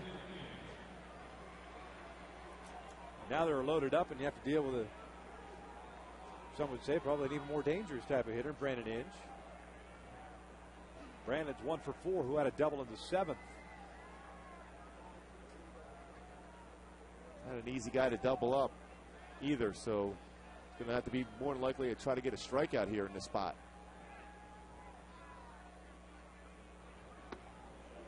Got it on the inside corner, 0-1.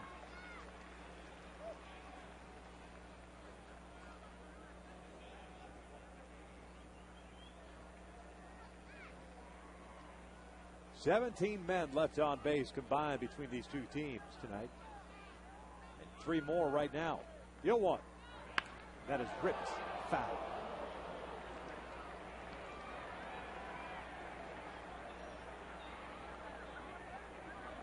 Well, that was a pitch that Jason Bolger made a mistake on, and Ames luckily pulled a foul.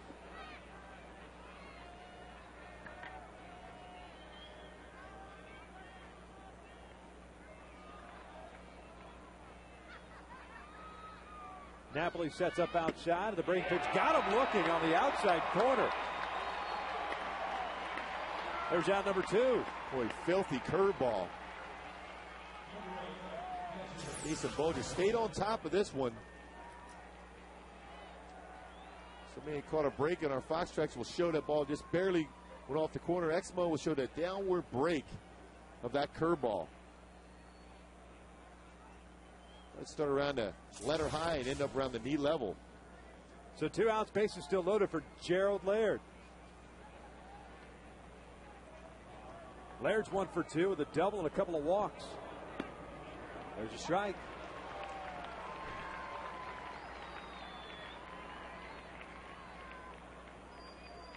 Huge for Jason Bolger to try to get out of this and keep this a 1-run deficit for the Halos heading to the bottom of the 9th inning and the heart of their order coming up.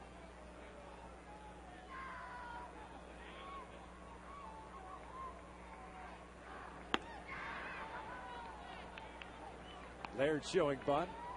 It's 1 ball, 1 strike.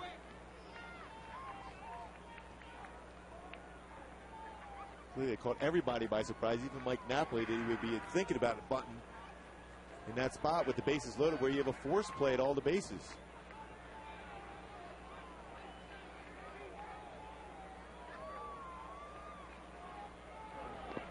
He went around the breaking pitch. 1 ball, 2 strikes. Nice job, too, by Napoli, keeping that ball in front of him. Well, that gives Jason Bolger the confidence he can throw that exact same pitch when Mike Napoli kept that in front of him.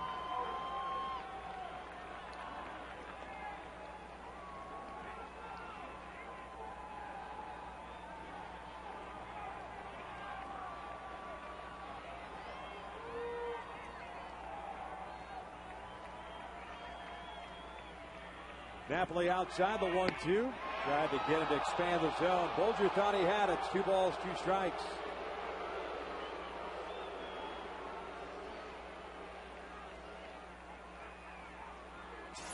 Yeah, that looked like it might have been just a little bit off the outside corner. Still a good spot when you're ahead of the count like that at 1-2.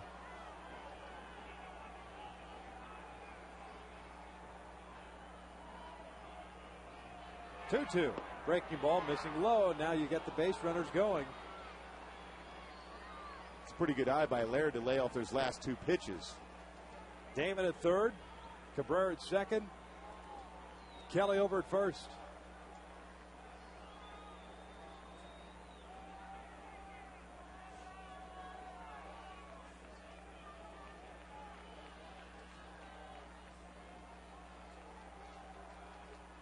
Bolger's ready. Runners go. The payoff pitch. Got him looking on the outside corner. Down goes Laird. Jason Bolger gets out of the jam. We head to the bottom of the 9th with the heart of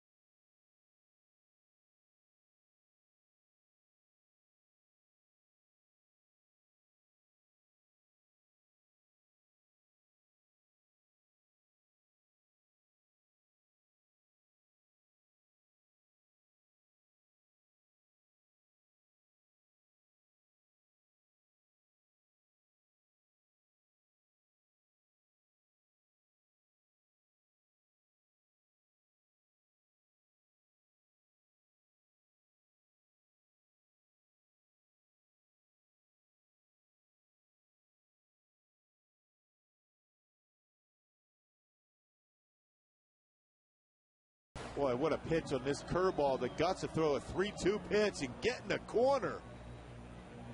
Big punch out for Jason Bolger. Still a one-run game. Gerald Laird looking like he was anticipating a fastball in that situation. The Angels will rely on the heart of their order right now here in the bottom of the ninth inning against Jose Valverde. Bobby Abreu, Torrey Hunter, and Hideki Matsui. Valverde's been very good. 7 games so far. ERA at 1.50 with 6 innings pitched. 4 saves, but he has blown a save this year. Very good fastball with some good movement. 93 to 97. A slider and a split finger fastball, which he threw a number of times last night. We saw a lot of off-speed pitches from Valverde in the ballgame last night as he notched his 4th save. He had a 1-2-3 ninth in which he faced Morales, Rivera, and Kendrick. Valverde's 200th save opportunity. And thus far in his career, he's picked up 171 saves of the Diamondbacks, the Astros, and now the Detroit Tigers. Bobby Abreu's had a great night tonight. 3 for 4 offensively, 1 base running blunder we talked about in the second, but he's got 2 doubles and a single. He's also grounded out.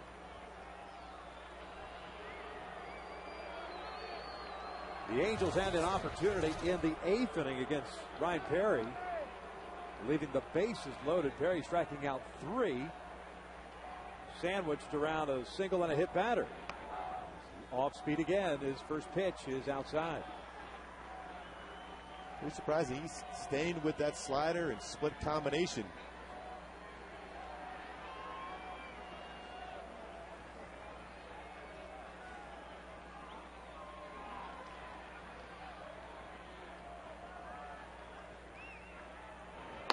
Upstairs with the fastball, and it's 2 balls and no strikes. The Angels stranded 3 in the first. 1 each in the second and third, 1 in the 7th, and the 3 in the 8th. And long gone is Justin Verlander, but still in line for what would be his first win of the season.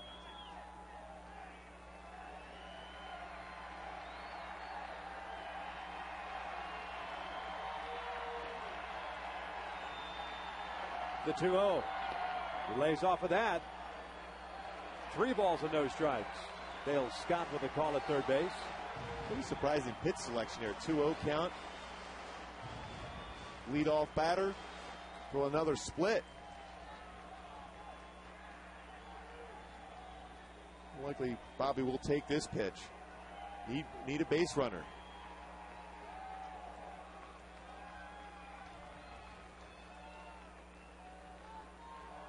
He takes inside, ball 4. The Angels have their leadoff man on board for Torrey Hunter.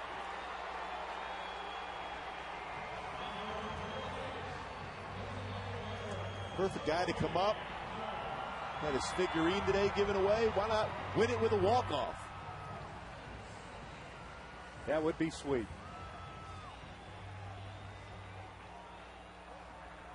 Torrey tonight, a walk with a run scored in the first. He's also flied to right, hit a couple of infield groundouts.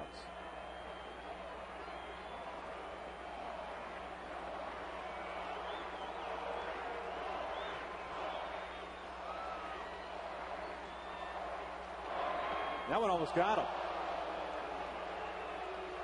5 straight wide ones delivered by Jose Valverde. Rick Knapp, the pitching coach, is going to come out and pay a visit. Again, when you're throwing so many off-speed pitches, it's tough to get that good arm angle for the fastball. So I'm trying to force and muscle that 1-3-0 to Bobby Abreu. Missed. This time the running fastball off the inside corner. Missed by a lot. Valverde signing a 2-year contract this past offseason. Spending last year with the Houston Astros. 2 years down at Houston. Last year picking up 25 saves. In 2008 he had 44 saves. His career high is 47. That was in 2007 as a member of the Diamondbacks.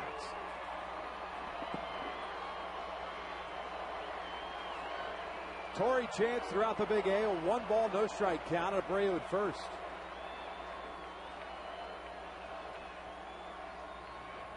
On the ground to third. Inch. to Sizemore. To Cabrera. 2 outs.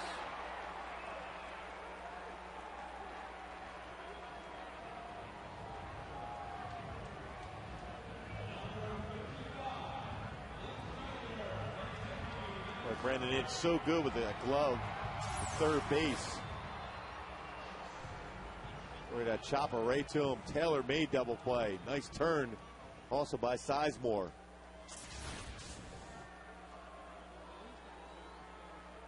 So the Angels down to their last out. Hideki Matsui will step in. He's 2 for 4 on the night with a single and a home run.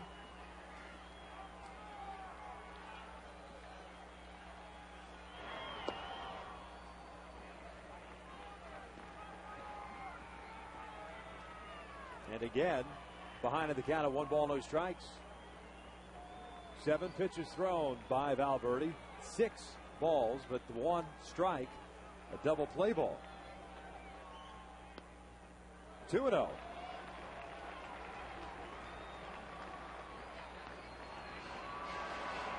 He fell behind Bobby Abreu on 2 off-speed pitches and to another one.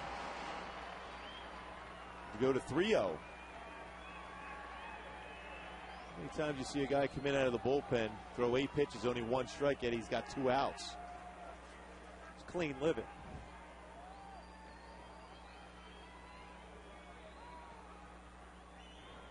There's a strike, 2-1. 3 straight off-speed pitches again for Valverde. He does have a tendency when he throws that fastball to leave it up in the strike zone. That would be your best opportunity as a hitter to be able to drive it out of the ballpark and tie it up.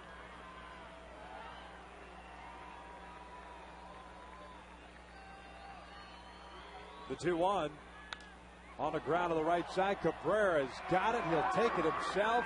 And the Tigers pick up the 4th and final game of the series by the final of 5-4. Ample opportunities throughout the night for the Angels. Bullpen did a nice job tonight putting up some zeros. Early on, the Tigers were swinging the bat. Looked like it had a chance to get away from the Angels, but all of a sudden it came back. They did have some chances. Bases loaded there in the 8th inning, unable to get a run across. Credit the Tigers coming back, able to win the last 2 games of this series. They have a lot of power, a lot of doubles throughout this game.